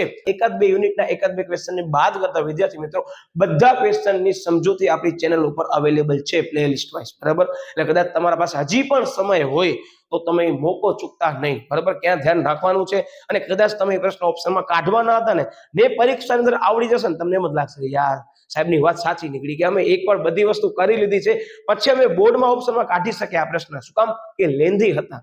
તો આ બધી સિસ્ટમેટિકલી મેં સ્ટ્રેટેજી તમને આપી છે ને એ પ્રમાણે કામ કરજો, બરાબર. ઓકે, તો હવે આની અંદર આવે છે વિદ્યાર્થી મિત્રો WTO અને ગેટ, અને બંનેની અંદર તમને કીધું સ્પેલિંગ મહત્વનો ભાગ ભજવે છે, બરાબર. જેની અંદર સૌથી પહેલા આવશે વર્લ્ડ ટ્રેડ ઓર્ગેનાઇઝેશન. ટ્રેડ અને ઓર્ગેનાઇઝેશનના સ્પેલિંગમાં ધ્યાન રાખજો. ટ્રેડમાં આવશે TRADE, બરાબર. ઓર્ગેનાઇઝેશન સાવિસી છે. પછી આવે છે general agreement on trade and tariff, બરાબર. એટલે અહીંયા વળી પાછું શું આવે? યસ સાહેબ, ઓન આવે છે. ટ્રેડ એન્ડ ટેરિફ આવે છે. હવે ટ્રેડ નો સ્પેલિંગ તમને ખ્યાલ છે, સાવ ઈઝી છે, પણ ટેરિફ નો સ્પેલિંગ હું અહીંયા લખી દઉં છું ફરીથી TARIFF, જેથી કરી તમને હવે મગજમાં ફિટ થઈ ગયું કે ધર્મેન્દ્ર સરે બોર્ડ ઉપર લખ્યું હતું. આની અંદર ઘણા લોકો આ એફ ને ખબર નહીં શું કરે છે, ભૂખ લાગી જાય છે તો ખાઈ જાય છે. હા વિદ્યાર્થી મિત્રો, આ ટેરિફ નો સ્પેલિંગ ધ્યાન રાખજો. અને કાઉન્સની અંદર ગુજરાતી લખી જ દો, હું તો એટલું જ કહીશ, અંગ્રેજી લખી દો, કાઉન્સમાં ગુજરાતી લખી દો, તમે સિક્યોર થઈ જશો, ગેરંટી છે અમુક કક્ષાએ, બરાબર. ઓકે, પછી આવે છે GST, બરાબર, જેને કહેવાય goods and service tax. Tax ની અંદર TAX સ્પેલિંગ આવે છે, ધ્યાન રાખજો. અને સર્વિસીસ હવે તમને યાદ રહી જશે. પછી આવે છે ફેમા, one of the most IMP second full form, બરાબર. હવે આ ચેપ્ટર નંબર અહીંયા તમને કહી દઉં કે આપણે 12 ની શરૂઆત કરવા જઈ રહ્યા છીએ. આ બધા જે છે 12મા ચેપ્ટરની અંદર આવતા ક્વેશ્ચન છે. હવે આ ચેપ્ટરનો ક્રમ હું એટલે ચેન્જ કરું છું કે જે હાઈએસ્ટ વેઇટેજ ધરાવે છે એ ચેપ્ટરની યાદી આગળ રાખી છે, હાઈએસ્ટ ચેપ્ટર બંને રીતે, બરાબર. એટલે આની અંદર જો ચેપ્ટર નંબર 12 ના આપણે વિડીયો લીધા છે કે જેની અંદર પૂર્ણ સ્વરૂપ ભરીને આપેલા છે અને બોર્ડમાં પૂછાઈ ગયા છે, અને ફરી પાછો યસ સાહેબ પૂછાવાની સંભાવના પૂરેપૂરી રહેલી છે. અને કદાચ તમે શાળાકીય કક્ષા માટે કે કોઈ પણ જગ્યાએ પરીક્ષા દેવા જઈ રહ્યા છો, એની કોઈ પણ તૈયારી હવે ફૂલ કોર્સની કરી રહ્યા છો, મારો શબ્દ યાદ રાખજો કે આ સરસ મજાના પૂર્ણ સ્વરૂપ છે કે જેની અંદર ઘણા બધા વિદ્યાર્થીઓના સ્પેલિંગ જે છે અમે પકડી શકીએ છીએ. હા, જો આની અંદર તમને કીધું ફેમાની અંદર અને ફેરાની અંદર, આની અંદર માત્ર એક જ ચેન્જ છે. હું લખી દઉં કે બીજો હજી એક સ્પેલિંગ છે, એ છે ફેરા. સાંભળજો, એમની જગ્યાએ આર આવી ગયો છે. એમ એટલે મેનેજમેન્ટ, એટલે કે ફેરા હતું એને રદ કરી અને ફેમા અમલમાં આવ્યું છે, જેમાં એમ એટલે મેનેજમેન્ટ. હવે યસ સાહેબ કયો સ્પેલિંગ છે તમે અમને કહો કે જ્યાં ધ્યાન રાખવાનું છે. સૌથી પહેલા ફોરેન, FOREIGN. હવે ભૂલ ન થવી જોઈએ. જે પણ વિદ્યાર્થી કદાચ કોઈ કક્ષાએ પરીક્ષા આપી હોય અને ભૂલ થઈ હોય, કાંઈ વાંધો નથી, પણ હવે આજે કદાચ તમે બોર્ડની પરીક્ષા દેવા જવાના છો અને તમે વિડીયો જોવો છો તો ફોરેનના સ્પેલિંગમાં ધ્યાન રાખજો. પછી એક્સચેન્જ સાહેબ, એ તો ઈઝી છે. મેનેજમેન્ટ ઈઝી છે અને એક્ટ પણ સાવ ઈઝી છે. ફોરેન શબ્દ ધ્યાન રાખજો, બરાબર. Okay, yes. ધંધાકીય પર્યાવરણ સાથે સંકળાયેલા પરિબળો માત્ર નામ આપો. હું થોડોક સ્ક્રીન છે એને સ્ક્રોલ કરી દઉં જેથી તમને વિસ્તૃત સમજૂતી આને આપણે લઈ શકીએ, બરાબર. માત્ર આ પરિબળો જ હું લેવાનો છું. ઓકે, તો હવે વિદ્યાર્થી મિત્રો આની અંદર જે પરિબળો તમે જોઈ શકો છો કે ધંધાકીય પર્યાવરણ સાથે સંકળાયેલા પરિબળો, મતલબ બધા પરિબળો છે એના મુખ્ય બે વિભાગમાં વહેંચવામાં આવ્યા છે. એક આંતરિક પરિબળ ને બીજા બાહ્ય પરિબળ. મારો શબ્દ યાદ રાખજો વિદ્યાર્થી મિત્રો કે આંતરિક પરિબળોની યાદી મોસ્ટ ટાઈમ છે, કારણ કે આની વિસ્તૃત સમજૂતી આ ચેપ્ટરની અંદર નથી આપેલી. હવે આ આંતરિક પરિબળ ને બાહ્ય પરિબળો એટલે શું, આની ચર્ચા આપણે ઘણી વખત કરી લીધી છે આગળ ચેપ્ટરોમાં. જેને પણ મારા વિડીયો જોયા હશે ને ખબર છે કે હા સાહેબ તમે 3 ચેપ્ટરની ચર્ચા કરી લીધી છે. એક નાણાકીય સંચાલન, yes, chapter number 1, chapter number 7 કે એવા પરિબળો કે જે ધંધાના માલિકના અંકુશમાં હોય, કે હડતાલ થાય છે કર્મચારીઓની, તો આવા બધા જે પરિબળો છે ને વિદ્યાર્થી મિત્રો એ ધંધાની અંદર ધંધાના માલિકના અંકુશમાં એટલે કે કાબુમાં હશે તો એને આંતરિક પરિબળ કહેવાય. પણ એવા પરિબળો કે જે ધંધાના માલિકના અંકુશમાં નથી, એની અંદર જે પણ ફેરફાર થશે તમને સ્વીકારવા પડશે માલિક તરીકે, તો આવા બધા પરિબળોને બાહ્ય પરિબળો કહેવામાં આવે છે, જેને સરકારની નીતિ એ બધી વસ્તુઓ અસર કરે છે. આની તમને અહીંયા યાદી આપેલી છે. આંતરિક પરિબળ ધંધાના હેતુ, કર્મચારી, સંચાલકીય માળખું. બાહ્ય પરિબળો આર્થિક, સામાજિક, સાંસ્કૃતિક, ટેકનોલોજીકલ, રાજકીય, ધારાકીય. સ્ક્રીન સ્ક્રોલ કરો છો, બરાબર, કે જેથી તમને આઈડિયા આવે. હવે આની અંદર હું તમને કહી દઉં કે મેં આનો વિડીયો તમને કીધું તું મૂક્યું છે. એ પ્રશ્ન આ ધારાકીય પરિબળ મોસ્ટ આઈએમપી, ઓછામાં ઓછો એક પ્રશ્ન પૂછાવવાની સંભાવના આનામાંથી રહેલી છે. કેમ યાદ રાખવાના છે દરેક માહિતી એ પણ મેં તમને ત્યાં સમજાવ્યું છે સેપરેટલી, વિસ્તૃત ગોલ્ડન રૂલ્સ સહિત, કે આની અંદર આંકડાકીય માહિતી કેમ યાદ રાખવાની. જસ્ટ ફોર એક્ઝામ્પલ આપણે એક ડેમો લઈએ, બરાબર, કે અત્યારે તમે જોઈ શકો છો કે આ જે સિમ્બોલ છે કોનો ટ્રેડમાર્ક છે. યસ સાહેબ, આ તો ઓડીનો ટ્રેડમાર્ક છે. તો આ ઓડીનો ટ્રેડમાર્ક માંથી શું બને છે? યસ સાહેબ, આ તો 999 બની ગયા, આગળ મેં 1 લખી નાખ્યો. તો ટ્રેડમાર્ક ધારો ક્યારે અમલમાં આવ્યો હતો? 1999. પછી વજનનો ધારો ક્યારે આવ્યો હતો? યસ સાહેબ, ટ્રિક્સ અમને યાદ આવે છે. વજન 76 બાજુમાં રહેલી બેન્ચનો. તો આમ આપણે ટ્રિક્સ આપી છે અને હું ગેરંટી સાથે કહું વિદ્યાર્થી મિત્રો, આગળ મેં ચર્ચા પણ કરી હતી. 2024 ની અંદર સાવ ઈઝી ક્વેશ્ચન આવ્યો કે ગ્રાહક સુરક્ષા ધારો ક્યારે અમલમાં મૂકવામાં આવ્યો હતો? 1986. પણ જ્યારે વજન ધારો ને બધા પૂછશે ને ત્યારે તમને કહી દઉં કે ટ્રિક્સ ખાસ યાદ હોવી જરૂરી છે. અને વિદ્યાર્થી મિત્રો તમને કહી દઉં કે કદાચ તમારા પાસે જો જૂનું સાહિત્ય આપેલું હોય કોઈ પણ, મતલબ કે અમે ઉલ્લેખ કર્યો છે તમારા પાસે જૂનું સાહિત્ય હોય તો એની અંદર ખાસ એકવાર ચેક કરી લેજો. એની અંદર જે છે એ જૂની આવૃત્તિની અંદર આ 2 પ્રશ્નોમાં મિસ્ટેક છે, જેની મેં ચર્ચા એ વિડીયોમાં પણ કરી છે. એટલે ખાસ એકવાર ટ્રિક્સ જોઈ પછી બોર્ડની પરીક્ષા દેવા જજો. Okay, yes. પછી વિદેશી હુંડિયામણ માટે ભારતમાં કયો કાયદો અસ્તિત્વમાં છે? યાદ રાખજો, ફોરેન એક્સચેન્જ મેનેજમેન્ટ એક્ટ, બરાબર, જે આપણે ચર્ચા કરી એ ઓલરેડી આ જ છે, બરાબર. ઓકે, વિદેશી હુંડિયામણ પછી વિદ્યાર્થી મિત્રો પ્રશ્ન આવે છે વૈશ્વિકીકરણ. હવે ફરી વાંચો સ્ક્રીન, થોડો હું સ્ક્રોલ કરું છું. અને હા, ખાસ વિદ્યાર્થી મિત્રો આ પ્રશ્ન ન જોયું હોય ને બધા તો ખાસ જોઈ લેજો. એક પ્રાથમિક મૂડી બજાર અને બીજો જો વાયર. એ ચેપ્ટર નંબર 9 ની અંદર પણ ઘણા બધા વિદ્યાર્થીઓ એમ કે સાહેબ આ પ્રશ્ન અમે સ્કીપ કરીએ, તો હું તમને કહી દઉં કે જે તે સમયગાળા દરમિયાન મારા વિદ્યાર્થીઓ પણ આવું જ કહેતા કે સાહેબ અમે આ શેર બજારના કાર્યો અને સેબીના કાર્યો સ્કીપ કરીએ, તો મેં લોકોને શું કીધું ખબર? માત્ર એકવાર કરીને જજો, જેની મેં ટ્રિક્સ આપણી વર્કશીટમાં મૂકી છે. યસ, જે વોરા હાર્વીની વર્કશીટને મેં સમજાવ્યું છે એની અંદર એની વર્કશીટ તમે નોટ ડાઉન કરશો તો એનામાં મેં ટ્રિક્સ લખીને મૂકી હતી કે આ ટ્રિક્સ એકવાર કરી જજો. પરીક્ષામાં તમને એમ છે કે ના અમારા પાસે સમય બચે છે તો તમે વિસ્તૃત સમજૂતી આપશો અને માર્ચ 2024 ની અંદર પ્રશ્ન પૂછાઈ ગયો છે. એટલે મેં અમુક વસ્તુ એવી બધી આપી છે કે એકવાર હું તમને કરાવીને રહીશ. પરીક્ષાની અંદર તમને એમ છે કે ના સાહેબ અમને યાદ આવી જશે, કારણ કે ટ્રિક્સ એવી વસ્તુ છે મેં બહુ સરળતાથી ટ્રિક્સ આપી છે. એ ટ્રિક્સ તમે કરી ગયા અને પરીક્ષામાં આવે છે તો વેલ એન્ડ ગુડ. બાકી કદાચ તમે પરીક્ષાની અંદર કદાચ એક ક્વેશ્ચન ઓપ્શનમાં કાઢશો તો નુકસાનીમાં નથી. શું કામ કે આ બધા ક્વેશ્ચન એવા છે વિદ્યાર્થી મિત્રો સમય માંગી લે.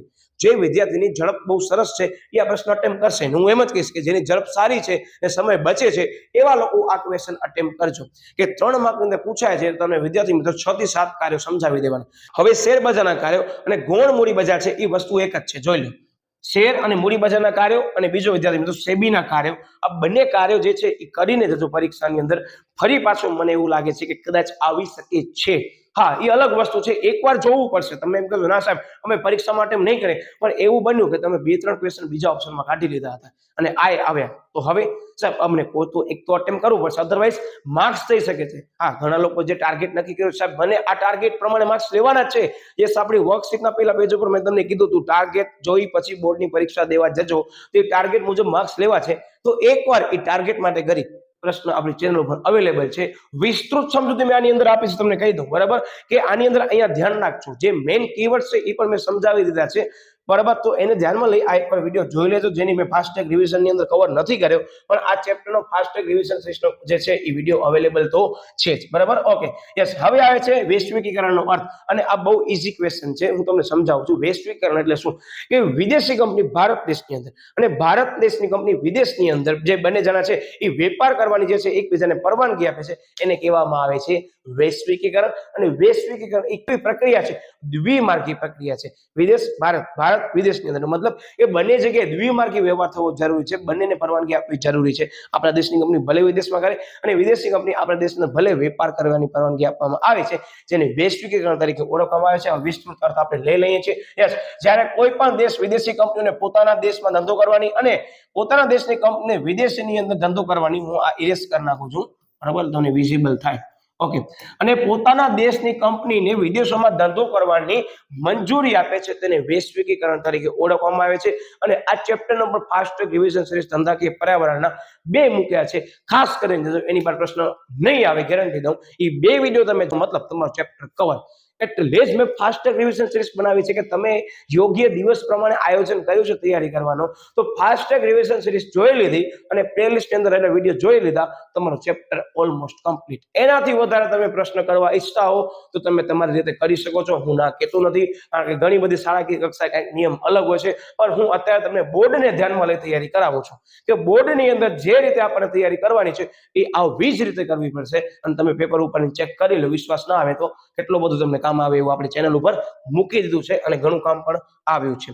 ઓકે, મિત્રો હવે ક્વેશ્ચન આવે છે કે માથાદીઠ આવકની અંદર ક્યારે વધારો થઈ શકે છે? જે પ્રમાણમાં રાષ્ટ્રીય આવક વધે તે પ્રમાણમાં જો વસ્તી ન વધે, એટલે કે આવક વધવાનો દર વસ્તી વધારાના દર કરતા વધુ હોય તો માથાદીઠ આવકમાં વધારો થઈ શકે છે. યાદ આવી ગયો?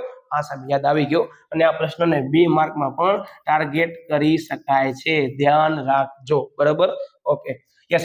ધંધાકીય પરિબળોને મુખ્યત્વે 2 ભાગમાં વહેંચી શકાય છે. કયા કયા તમે જોઈ લેજો એકવાર. આ વળી પાછો પ્રશ્ન રિપીટ થાય છે એટલે હું આની સમજૂતી લેવાનો નથી બરાબર. આ ઈચ્છે જોઈ લો તમે બરાબર.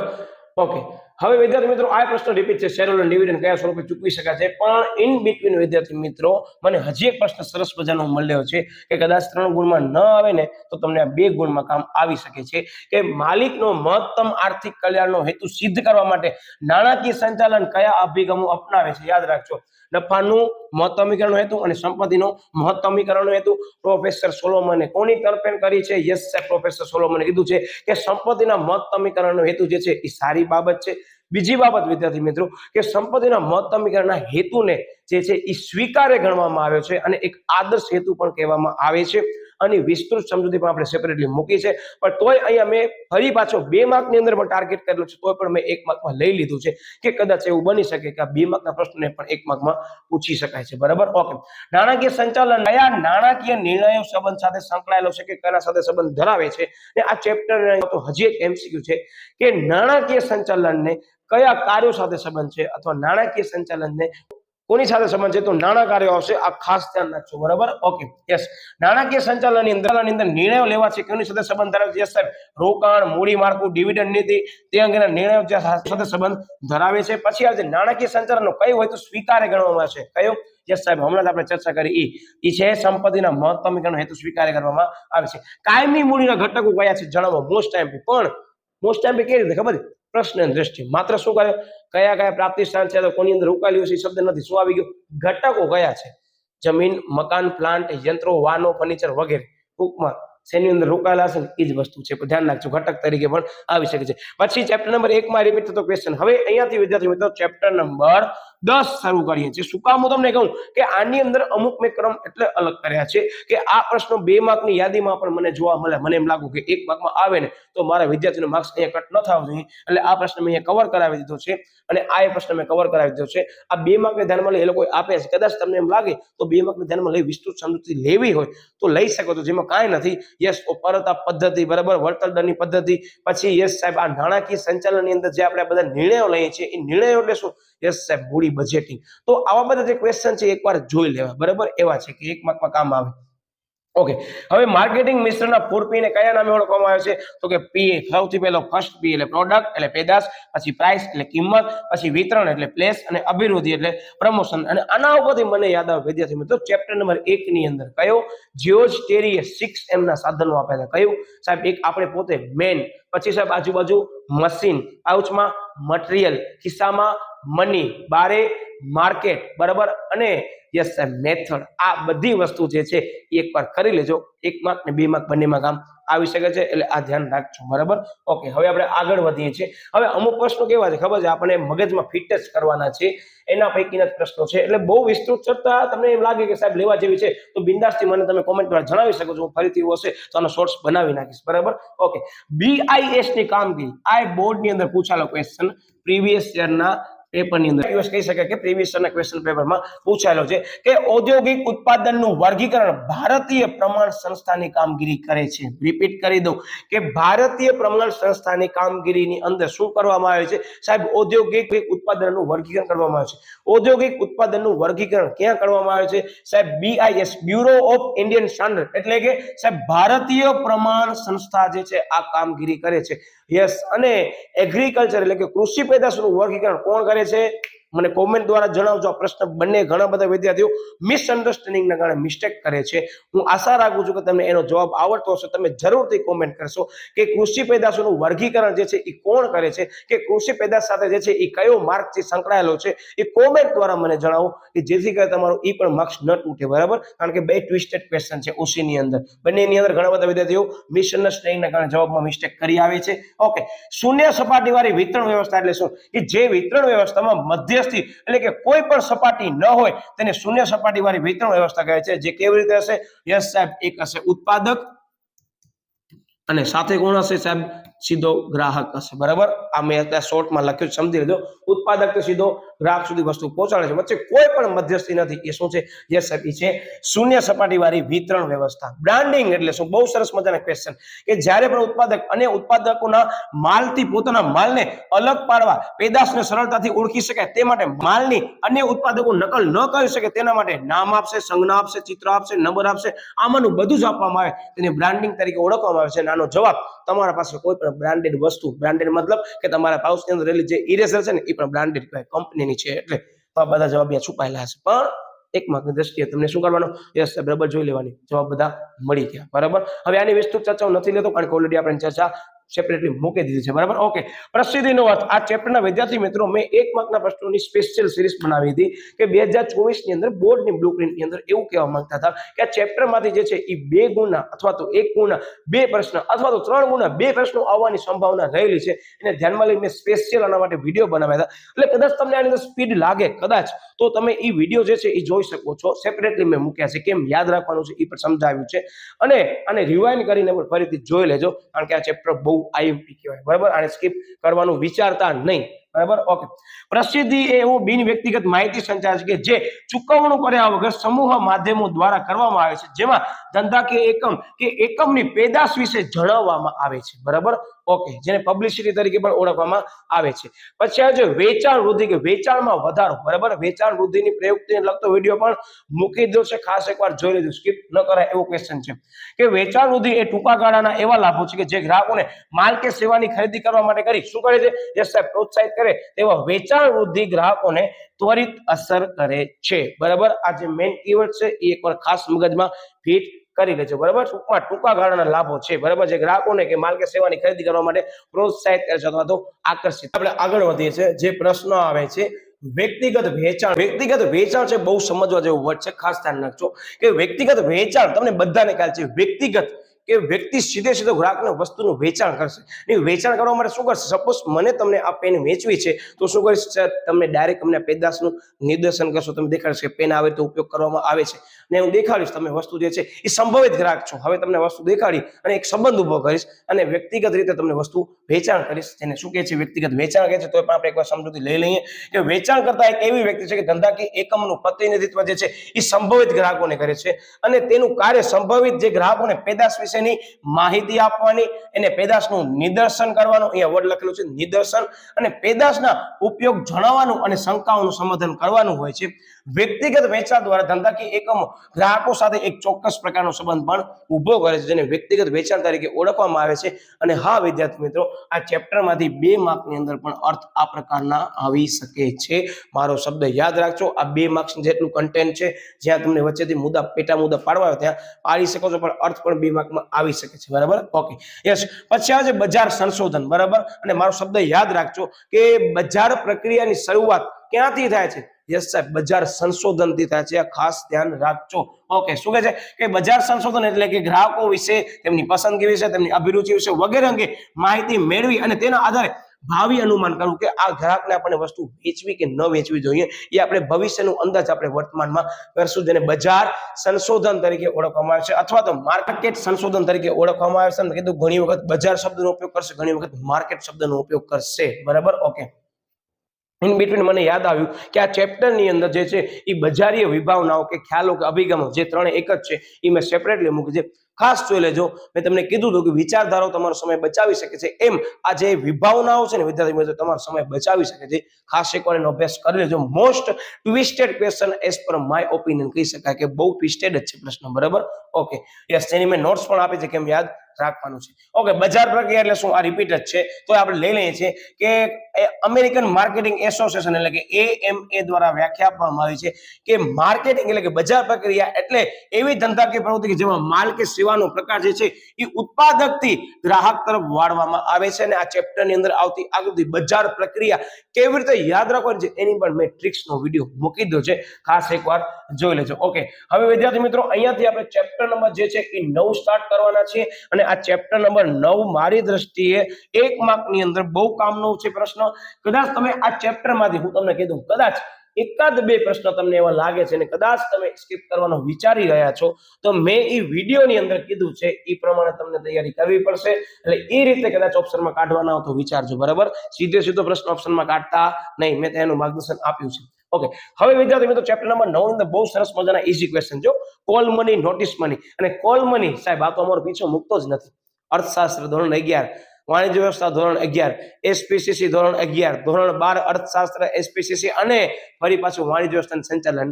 કે કોલ મની એટલે શું? કે એક બેંક બીજી બેંકને 24 કલાક માટે નાણાંની જરૂર હોય ત્યારે એ નાણાં આપે છે, એને કોલ મની તરીકે ઓળખવામાં આવે છે. અને એના ઉપર ચૂકવવામાં આવતું વ્યાજ કોલ મની રેટ તરીકે ચૂકવવામાં આવે છે. અને બીજો વર્ડ આવે છે notice money. Call money notice money ની અંદર એક જ તફાવત છે જે ગણી શકે છે દિવસનો છે. કોલ મની 1 દિવસનો સમયગાળો છે, જ્યારે નોટિસ મની 2 દિવસથી 14 દિવસનો વ્યવહાર છે. તો નોટિસ મની આપણે લઈ લઈએ છીએ. બરાબર, કોલ મની એ આપણે લઈ લઈએ છીએ. ચાલો, કે કોલ મની એક જ દિવસ માટે નાણાંનો ઉછેર આપવામાં આવે કે લેવામાં આવે તેને કોલ મની કહે છે. મેં તમને વિસ્તૃત સમજૂતી આપ્યો કોલ મની રેટ સહિત. અને હા, અને ઇન્ટર બેંક કોલ મની તરીકે પણ ઓળખવામાં આવે છે, કારણ કે બેંકો વચ્ચે વ્યવહાર કરવામાં આવે છે RBI થ્રુ. બરાબર ઓકે, યસ. નોટિસ મની 2 થી 14 દિવસ માટે નાણાં ઉછીના લેવામાં આવે છે કે આપવામાં આવે છે, જેને નોટિસ મની તરીકે ઓળખવામાં આવે છે. પછી સેબીના હેતુઓ, વિદ્યાર્થી મિત્રો આ 2 માર્કનો ક્વેશ્ચન છે, પણ 1 માર્ક્સમાં મેં કવર એટલે કરાયું છે કે તમે કદાચ સ્કીપ કરવાના હતા, હવે ન કરજો. સેબીની સ્થાપના જે છે સેબી એક્ટ 1992 ને ધ્યાનમાં લઈને કરવામાં આવી હતી. જામીનગીરી ધારો જે છે 1956 હતો, આ ધ્યાન રાખજો. ડિપોઝિટરી એક્ટ અને એમઆરટીપી એક્ટમાં ધ્યાન રાખજો, મેં તમને કીધું હતું, યાદ છે? અહીંયા જ કરાવી દઉં કે મિસ્ટર 69 તો એમઆરટીપી 69 માં આવ્યો હતો અને ડિપોઝિટરી એક્ટ છે એ 96 માં આવ્યો છે. આ 2 વસ્તુમાં ધ્યાન રાખજો, પરીક્ષા આ પૂછાઈ ગયા છે. પછી કેતાની સાહેબ ત્યાં મને કન્ફ્યુઝન ક્રિએટ થાય છે, કારણ કે 1 માર્ક ની અંદર ઓપ્શન નહીં આપેલું ત્યારે શું કરશો? ડિપોઝિટરી એક્ટ જણાવો, પૂછાયેલો પ્રશ્ન છે 1 માર્ક ની અંદર પણ, તો ધ્યાન રાખજો. બરાબર, હવે તમે વિડીયો જોવો છો એટલે તમને આ વસ્તુ યાદ રહી જ ગઈ હશે. ઓકે, સેબીના 3 હેતુ કયા છે? તો સેબી જ્યારે આવે ત્યારે મગજમાં શું આવશે? યસ સાહેબ, securities and exchange board of India, જે ભારતની અંદર જે છે એ શેર બજારની અંદર કે મૂડી બજારની અંદર કે ગૌણ બજારની અંદર જે છે એ શું કરે છે સાહેબ? એ નિયંત્રણકારી સંસ્થા છે, એ રેગ્યુલેટર છે કે નિયમનકારી સંસ્થા છે કે દેખરેખ રાખે છે. તો કોને દેખરેખ રાખતી હશે સાહેબ? બધા રોકાણકારો. એટલે કે જ છે કે જામીનગીરીમાં રોકાણ કરનારાનું હિતનું રક્ષણ, કે રોકાણ કર્યું છે તો એમને નુકસાન ન થવું જોઈએ, એના ઘણા બધા નિયમો છે. નુકસાન કેવી રીતે ન થવું જોઈએ એના પણ. ઓકે, જામીનગીરીના બજારમાં વિકાસને પ્રોત્સાહન આપવું, કે વિકાસ થવો જોઈએ, અને જામીનગીરીના બજારનું નિયમન કરવું. આ 3 મગજમાં ફિટ રાખજો, 2 માર્કમાં આવશે તો તમારો સમય બચાવી લેશે. એ બધા પ્રશ્નો છે. ઓકે, નાણાકીય બજારના સાધનો કયા છે? આપણે ચર્ચા કરી લીધી છે, ફરી એકવાર લઈ લઈએ છીએ, કારણ કે આ પ્રશ્ન ચેપ્ટર અંદર આવતા જે છે એ શોર્ટ્સમાંનો પ્રશ્ન છે, મેં શોર્ટ્સનો મૂકી દીધો છે. શું છે? યસ, તો નાણાં બજારના સાધનો એટલે કે ટૂંકા ગાળાના સાધનો, કે જેની અંદર તમને ટૂંકા ગાળા માટે નાણાં જોઈએ છે, એવી જામીનગીરી તમે બહાર પાડો છો. તો એ જામીનગીરી બહાર પાડવા માટે કયા કયા સાધનો રહેલા હશે, જે આપણે ફાસ્ટેગ રિવિઝન સિરીઝ અંદર કવર કર્યા છે? ખાસ એકવાર એ પણ જોઈ લેજો. શું છે? સૌથી પહેલા આવશે ટી બિલ, ટ્રેઝરી બિલ, બરાબર. પછી કોમર્શિયલ પેપર, થાપણનું પ્રમાણપત્ર, કોમર્શિયલ બિલ જે વેપારી લખે છે, ધ્યાન રાખજો. ઓકે, અને કોલ મની ને નોટિસ મની. અને હા, આનો બધું મને યાદ આવે વિદ્યાર્થી મિત્રો કે તમારા સાહિત્યની અંદર જે પણ ચેપ્ટરની અંદર MCQ માં એવું આપેલું છે કે નીચેના પૈકી જે છે એ આ કાર્ય કયું છે, કયું કાર્ય નથી, નીચેના પૈકી કઈ અસર છે અને કઈ અસર નથી, નીચેના પૈકી આ મુદ્દાના સંદર્ભમાં કયું વિધાન સાચું છે અને કયું વિધાન ખોટું છે, આ ખાસ કરીને જજો, કારણ કે આ પ્રશ્ન પણ ઘણી બધી વખત કન્ફ્યુઝન ક્રિએટ કરી શકે છે. તો એમાંના પ્રશ્નો આ ચેપ્ટરમાં પણ રહેલા છે, તો ખાસ કરજો. બરાબર. ઓકે, ડિમટીરિયલાઇઝેશન એટલે શું છે? તમે ધોરણ 11 થી ભણીને આવ્યા છો કે તમારા પાસે જે ઇલેક્ટ્રોનિક સ્વરૂપમાં શેર રહેલું છે, કે જે ભૌતિક સ્વરૂપના શેર છે જેને તમે અડી શકો છો, એનું રૂપાંતર ઇલેક્ટ્રોનિક સ્વરૂપમાં કરવાની પ્રક્રિયાને ડીમેટ એટલે કે ડિમટીરિયલાઇઝેશન તરીકે ઓળખવામાં આવે છે.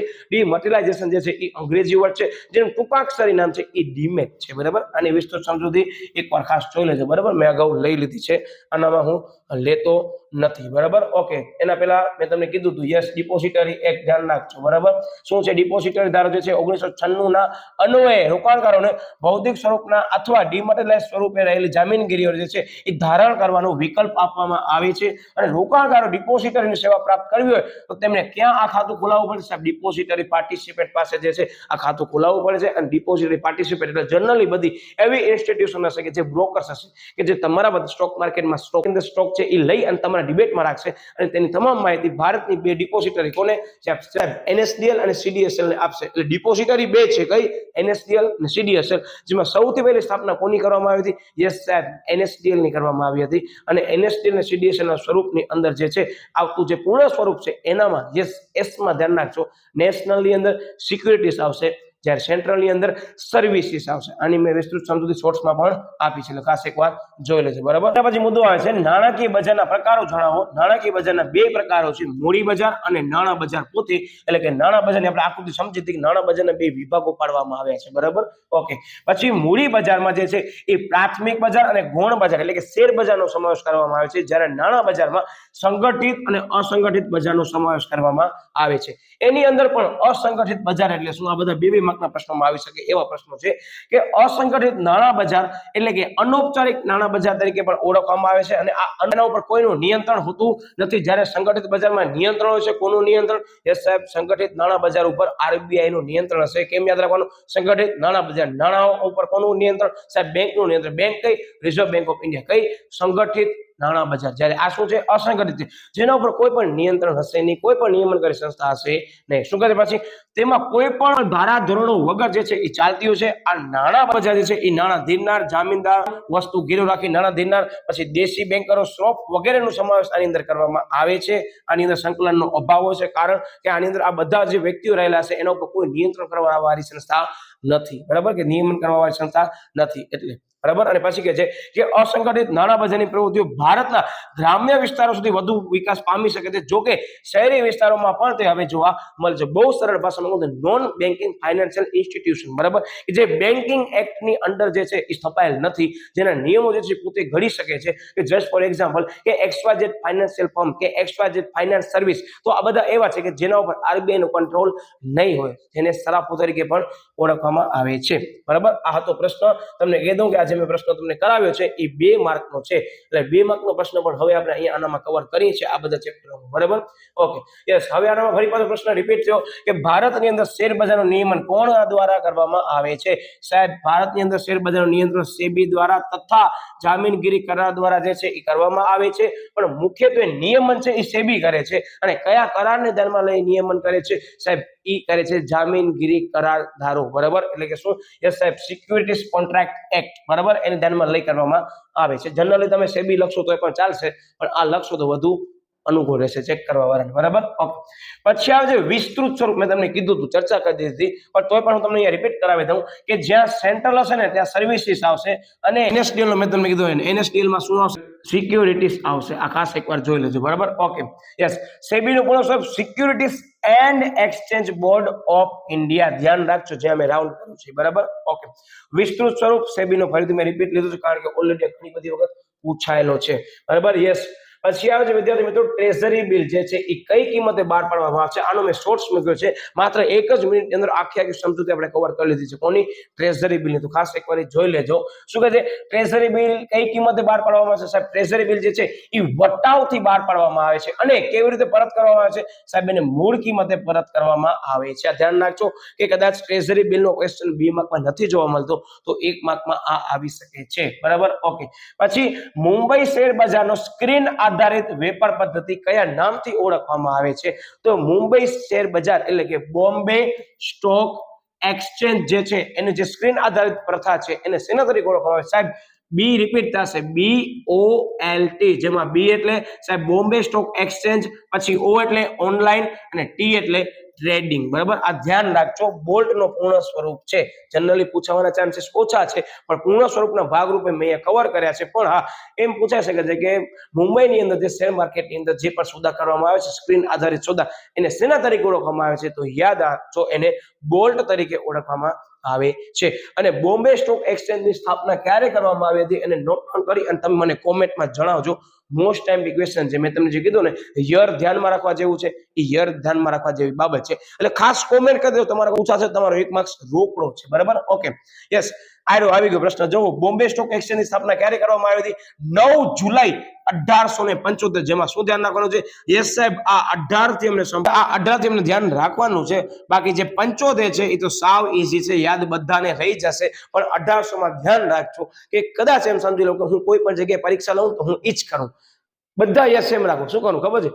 1875, 1975, કોઈ પણ બીજું એક્ઝામ્પલ આપી દઉં, 1877, 1977. એનો મતલબ કે હા સાહેબ, હવે કન્ફ્યુઝન ક્રિએટ થાય. 75 યાદ હતું પણ 18 ભૂલી ગયા તો માર્ક્સ. આ ધ્યાન રાખજો, બરાબર. કે કદાચ 1 માર્કમાં આવે ત્યારે તમને ઓપ્શન નહીં આપેલું હતું, ત્યારે તમને આમ યાદ રાખવું પડશે. ઓકે, NSDL નું વિસ્તૃત સ્વરૂપ મેં તમને કીધું, એ સિક્યુરિટીઝમાં ખાસ ધ્યાન રાખજો, બરાબર. ડિપોઝિટરી લિમિટેડ તમને યાદ રહી જશે. ડિપોઝિટરી કાયદો ક્યારે અમલમાં આવ્યો? યાદ રાખજો, ડિપોઝિટરી 96. અને MRTP તો કે સાહેબ MRTP એટલે મિસ્ટર 69. હું અમુક જગ્યાએ ટ્રિક્સ એટલે તમને કહું છું કે સિમિલર ક્વેશ્ચન ની અંદર પણ તમારો માર્ક્સ ન તૂટે એટલે, બરાબર. Okay, yes. પછી શું છે કે ડિપોઝિટરી કાયદો ક્યારે અમલમાં આવ્યો છે? સાહેબ, ઓગસ્ટ 1996 થી અમલમાં આવ્યો છે. ભારતની પ્રથમ ડિપોઝિટરી કઈ હતી? સાહેબ, NSDL હતી, જેની સ્થાપના ક્યારે કરવામાં આવી હતી? મને કોમેન્ટ દ્વારા જણાવજો. યસ, 1996 ની અંદર કરવામાં આવી હતી. આ ધ્યાન રાખજો, બરાબર. નાણાં બજારના સાધનોની પાકતી મુદત જે છે એ કેટલા સમયની હોય છે? ટૂંકા ગાળાની હોય છે. ઝડપથી આપણે લઈ લઈએ છીએ તો ટૂંકા ગાળાની પણ કેટલી હોય છે? તો આયરો આ વસ્તુ સાહેબ ટૂંકા ગાળાની એટલે સાહેબ 1 વર્ષ કે તેથી ઓછા સમય માટેની હોય છે. ડિપોઝિટરીની સેવાઓ કોના દ્વારા પ્રાપ્ત થાય છે? હમણાં જ કહ્યું સાહેબ, ડિપોઝિટરીઓ જે છે એ રોકાણકારો અને ગ્રાહકોને તેમના પ્રતિનિધિ કે એજન્ટ તરીકે એવા મધ્યસ્થી દ્વારા આપે છે જેને ડિપોઝિટરી પાર્ટિસિપન્ટ તરીકે ઓળખવામાં આવે છે. શોર્ટ ફોર્મમાં ડીપી કહેવાય છે. બરાબર, okay, yes. National securities depository લિમિટેડની સ્થાપના અને કામગીરીની શરૂઆત ક્યારે થઈ હતી? હમણાં જ આપણે પ્રશ્ન લીધો. જો મેં તમને કીધું 1996. યાદ રાખજો એની સ્થાપના અને શરૂઆત કેવી રીતે કરવામાં આવી હતી? તો એની સ્થાપના જે છે એ 1996 ની અંદર કંપની ધારા અન્વયે જાહેર કંપની તરીકે કરવામાં થઈ હતી. બરાબર, આ ખાસ ધ્યાન રાખજો. પછી પ્રશ્ન લઈએ છીએ કે જામીનગીરીની ખરીદ વેચાણની જે પ્રક્રિયા છે એની અંદર કરાર નોંધ એટલે શું? વિદ્યાર્થી મિત્રો, તમે જ્યારે પણ જામીનગીરી બજારમાં કે સ્ટોક માર્કેટની અંદર તમે કોઈ પણ શેર લ્યો છો, તે શેર લીધાની તમને એક બિલ મોકલવામાં આવશે.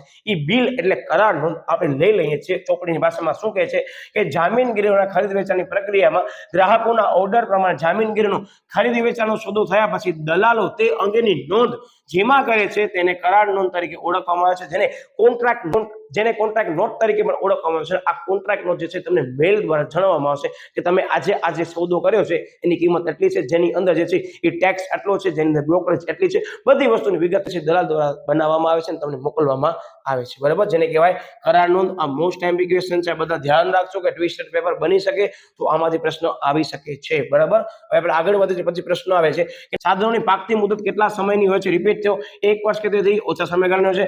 નાણાં બજારમાં કયા નાણાકીય સાધનોનો વેપાર થાય છે? કયો બજાર? નાણાં બજારમાં સાહેબ ટ્રેઝરી બિલ, કોમર્શિયલ પેપર, થાપણનું પ્રમાણપત્ર, કોમર્શિયલ બિલ. આ બધા પ્રશ્નો રિપીટ થયા છે. બરાબર, કારણ કે અને પ્લસમાં ધ્યાનમાં રાખવા જોઈએ કે જ્યાં જે છે ઝડપથી રોકડમાં રૂપાંતર થાય તેનો વેપાર કરવામાં આવે છે. બધા ક્વેશ્ચન રિપીટ જેવા લાગે છે એની પાછળનું કારણ એ જ છે કે અમુક ક્વેશ્ચન વધારે વખત બોર્ડમાં પૂછાયેલા હોવાથી મારાથી 2 વખત લેવાઈ ગયા છે. એટલે ખાસ વિદ્યાર્થી મિત્રો, મને આશા છે કે હવે તમે આ પાર્ટ 2 જે છે એ બહુ સરસ મજાથી એન્જોય કર્યું હશે. શું કામ હું તમને કીધું? કારણ કે જે પણ વિદ્યાર્થીને વિભાગ A અને B ની અંદર પૂરા ગુણ મેળવવાના છે અને આ 2 વિડીયો જોઈ લીધા, હું ગેરંટી સાથે કહું વિદ્યાર્થી મિત્રો, તમારા 10 માર્ક્સ વિભાગ B ની અંદર પૂરા ચોક્કસ ગેરંટી છે. પણ હા, પ્રશ્ન ધ્યાનથી વાંચજો. આંકડાકીય માહિતી પૂછે છે તો થોડોક જે છે એ ઝડપ ન કરજો. પૂર્ણ સ્વરૂપ પૂછાય છે તો ઝડપ ન કરજો. અને પેપર લખાઈ ગયા બાદ ખાસ ચેક કરી લેજો કે જેથી કરી તમારી ભૂલ બીજો કોઈ એટલે કે અમે કાઢીએ એની પહેલા તમે જ એ ભૂલ સુધારી શકો. બરાબર, એટલે જ તમને ઇનફ ટાઈમ આપવામાં આવે છે. એટલે વિદ્યાર્થી મિત્રો, આશા છે કે તમને આ વિડીયો ગમ્યો હશે. તો વિડીયોને ખાસ લાઈક કરી દેજો. હજી પણ કદાચ ચેનલને સબસ્ક્રાઇબ ન કરે, ચેનલને ખાસ સબસ્ક્રાઇબ કરી દેજો. તેમજ બેલ આઇકન ઉપર પ્રેસ કરી દેજો. અને હા, એવા બધા વિદ્યાર્થીઓ સુધી આ વિડીયોને પહોંચાડો કે જેમ કે સાહેબ વાણિજ્ય વ્યવસાય સંચાલન સાહેબ અમને બહુ વીક લાગે છે, તો એ લોકો સુધી આ ખાસ ચેનલ પહોંચાડજો. કારણ કે એવા ઘણા બધા વિદ્યાર્થીઓ છે એને હું સેલ્યુટ કરું છું. હા, તમે જે વિડીયો જોવો છો તમે બહુ એમ કહી શકાય કિસ્મત વાળા છો, પણ એવા ઘણા બધા વિદ્યાર્થીઓ છે કે જે લોકો શિક્ષણ મેળવવા માટે બહુ ધગશ છે, પણ ઘણા બધા કારણોસર ઘરની જવાબદારી હોવાના કારણે એ યોગ્ય રીતે તૈયારી કદાચ નથી કરી શકતા વિદ્યાર્થી મિત્રો. તો એ લોકો માટે કરી અને આ ચેનલ જે છે એ બનાવવામાં આવે છે. મને ખ્યાલ છે એવા ઘણા બધા વિદ્યાર્થીઓ છે, લોટ્સ ઓફ એક્ઝામ્પલ છે, અને દરેક વિદ્યાર્થીઓ મારા સાથે જોડાયેલા છે અને મને એ લોકો મેસેજ દ્વારા જાણ કરે છે તો મને ગમે છે. ખાસ વિદ્યાર્થી મિત્રો, હજી પણ તમારા કોન્ટેક્ટમાં એવા વિદ્યાર્થીઓ એ લોકો દરેક સુધી છે આ ચેનલ પહોંચાડો. અને હા, કદાચ હજી પણ બોર્ડની પરીક્ષાને સમય છે તમે વિડીયો જોવા આવ્યા છો તો બોર્ડની પરીક્ષાને ધ્યાનમાં લઈ વિદ્યાર્થી મિત્રો બહુ સરસ મજાની તમારા માટે એક હું સ્ટ્રેટેજી બનાવવાનો છું. બરાબર, મે બી સ્ટ્રેટેજીનું વિડીયો જે છે એ થોડાક દિવસ અગાઉ મળશે. અને હા, માસ્ટર ક્વિઝ મેં તમને જે કીધી હતી મેં અગાઉ મૂકી હતી અને ઘણા બધા વિદ્યાર્થીઓને ઘણી બધી ફાયદાકારક નીવડી છે. એનું અપગ્રેડ વર્ઝન કરી અને સરસ મજાની સમજૂતી સાથે હું ફરી પાછો ફાસ્ટ ટ્રેક રિવિઝન સિરીઝને ધ્યાનમાં લઈ માસ્ટર ક્વિઝ પણ લઈ આવવાનો છું. તો માસ્ટર ક્વિઝ કેમ સોલ્વ કરવાની છે, યસ તો હું તમને અત્યારે ફોર્મેટ કહી દઉં છું કે ફાસ્ટ ટ્રેક રિવિઝન સિરીઝ બધી જોઈ લો, પછી વિભાગ A ની જે પણ શોર્ટ છે એ બધા જોઈ લો, ટ્વિસ્ટેડ. વિભાગ B એટલે કે આજે અત્યારે તમે જોઈ રહ્યા છો અને 2 પાર્ટ જે મૂક્યા છે એ ઝડપથી જોઈ લો. ત્યારબાદ વિદ્યાર્થી મિત્રો તમે માસ્ટર ક્વિઝ આપો એટલે ફરી પાછું તમારે એમ સમજો એક પ્રકારનું પુનરાવર્તન થઈ જશે. અને ક્વિઝ આપ્યા બાદ તમને જે ફીડબેક મળે છે મેલની અંદર, તો ખાસ વિદ્યાર્થી મિત્રો એ મેલમાં ફીડબેક જોઈ લેજો કે હવે તમારા પાસે એક છેલ્લો મોકો બચ્યો છે કે તમે 2 થી 3 કલાક બાદ બોર્ડની પરીક્ષા દેવા જઈ રહ્યા છો. તો હવે તમને આ બધી વિગતો સાચે સાચી પરીક્ષાની અંદર ટિક કરવાની છે અને હું ગેરંટી સાથે કહું તમારી ટિક પણ થશે. તમારી પરીક્ષા માટે wish you all the best. કદાચ તમારી આજે પરીક્ષા હોય તો જરાય પણ ટેન્શન લેતા નહીં. પેપર બહુ સરળ હોય છે, પણ વિદ્યાર્થી શું કરે, સાહેબ પરીક્ષા છે એ બધો મગજમાંથી કાઢી નાખો. તમને પેપર સાવ ઈઝી લાગશે. કદાચ મગજમાં વિચાર આવતો હોય કે સાહેબ હવે શું કરીશ, આજે મારી પરીક્ષા છે, જરાય ટેન્શન ન લ્યો. માત્ર મેં તમને કીધું પહેલી 20 મિનિટ છે એ તમે જાળવી લો તમારી સમગ્ર પરીક્ષા વિદ્યાર્થી મિત્રો માત્ર 20 જ મિનિટની હોય છે, પણ ઘણા બધા વિદ્યાર્થીઓ પરીક્ષાના હાવના કારણે એ 20 મિનિટની અંદર જે છે એ પોતે સ્ટેબલ થઈ જાય છે તો એને વાંધો નથી આવતી. પણ જે વિદ્યાર્થી પરીક્ષાની બીકથી પેપર જોઈને બી જાય છે તો એવા વિદ્યાર્થીઓને હું એક જ સૂચના આપું છું કે કદાચ તમારા પેપરની અંદર, હું જસ્ટ ફોર એક્ઝામ્પલ કહું છું, મેં હજી પેપર જોયો નથી કે હવે પેપર શું બનવાનું છે, હું તમને એડવાન્સમાં કહી દઉં છું કે મને એવું કદાચ સંભાવના લાગે છે કે કદાચ પેપરની અંદર 2 પ્રશ્નો તમને નવા પૂછે છે, તો શું કરવાનું? સાહેબ 2 જ પ્રશ્ન પૂછ્યા છે, તમે તૈયારી જે છે કેટલા માર્ક્સની કરીને ગયા છો? સાહેબ અમે તો બધી તૈયારી કરીને ગયા છો. કદાચ એમ સમજો 10-12 માર્ક્સ તમે એમ સમજી લો ઉપર નીચે કર્યા હોય કે ચેપ્ટર ફેરફાર કર્યું હોય, પણ એબી સેક્શન ખાસ જોઈ લેજો. તો બાકીના પ્રશ્નો તમને દેખાય છે એબી સિવાયના સેક્શનમાં શું કરવાનું છે? સાહેબ 130 માર્ક્સનું પેપર હશે અમારા માટે, પણ અટેમ્પ કેટલો કરવાનો છે? સાહેબ 100 માર્ક્સનું જ કરવાનું છે. તો એ 30 માર્ક્સ વધારાનો સમજી પહેલી 10 મિનિટમાં એને ધ્યાનમાં લઈ બર્ડન લેતા નહીં. એ 30 માર્ક્સ તમારા માટે છે જ નહીં, અને કદાચ આપ્યા છે તો માત્ર શું છે એ બીવડાવા આપ્યા છે, પણ તમને એને ધ્યાનમાં લેવાના નથી. તો પેપર જોઈને જરાય ગભરાતા નહીં, શાંત મગજ અને શાંત ચિત્તથી તમે પેપરને અટેમ્પ કરજો, કારણ કે તમારો મગજ શાંત હશે ને તો ગેરંટી સાથે કહું તમે દરેક વિડીયો જોયા હશે ને કદાચ આ પ્રશ્ન તમને યાદ નથી આવતો, તમે મારો વર્ડ અથવા મારી ટ્રિક્સ યાદ આવી જશે, યસ સાહેબ આવા કાંઈક બોલ્યા હતા. એટલે જો તમને વિદ્યાર્થીઓ કહું છું કે છેલ્લા દિવસે તમે આ પ્રશ્નોની યાદી બનાવો, શક્ય હોય તમારા પાસે સમય હોય તો એમ જ કહીશ કે ફાસ્ટ ટ્રેકની અંદર તમે શું કરી નાખો, વિડીયો જોઈ લો, પણ તમને આ મારો બોલેલો વર્ડ તમને પરીક્ષામાં યાદ આવે છે તો આનાથી વધારે બાબત મારા માટે કિસ્મતવાળી શું કહેવાય કે યાર એના કારણે મારા વિદ્યાર્થીને પ્રશ્ન યાદ આવે છે તો એમ સમજી શકાય કે ના ઉપરવાળા સાંભળી લીધું, તમને પરીક્ષામાં માર્ક્સ અપાવી દીધા છે. એટલે જ વિદ્યાર્થી મિત્રો આપણા વિડીયોની અંદર કદાચ ક્યાંક તમને એવું લાગવું હશે કે સાહેબ આ ટ્રિક્સ ક્યાંક આઉટ ઓફ ધ બોક્સ લઈ આવ્યા છે, પણ out of the box tricks એટલે બનાવી હશે કે તમને એ સરળતાથી યાદ રહી જાય. તો વિદ્યાર્થી મિત્રો wish you all the best. મળ્યા વળી પછી નવા ટોપિક સાથે, ત્યાં સુધી બાય બાય.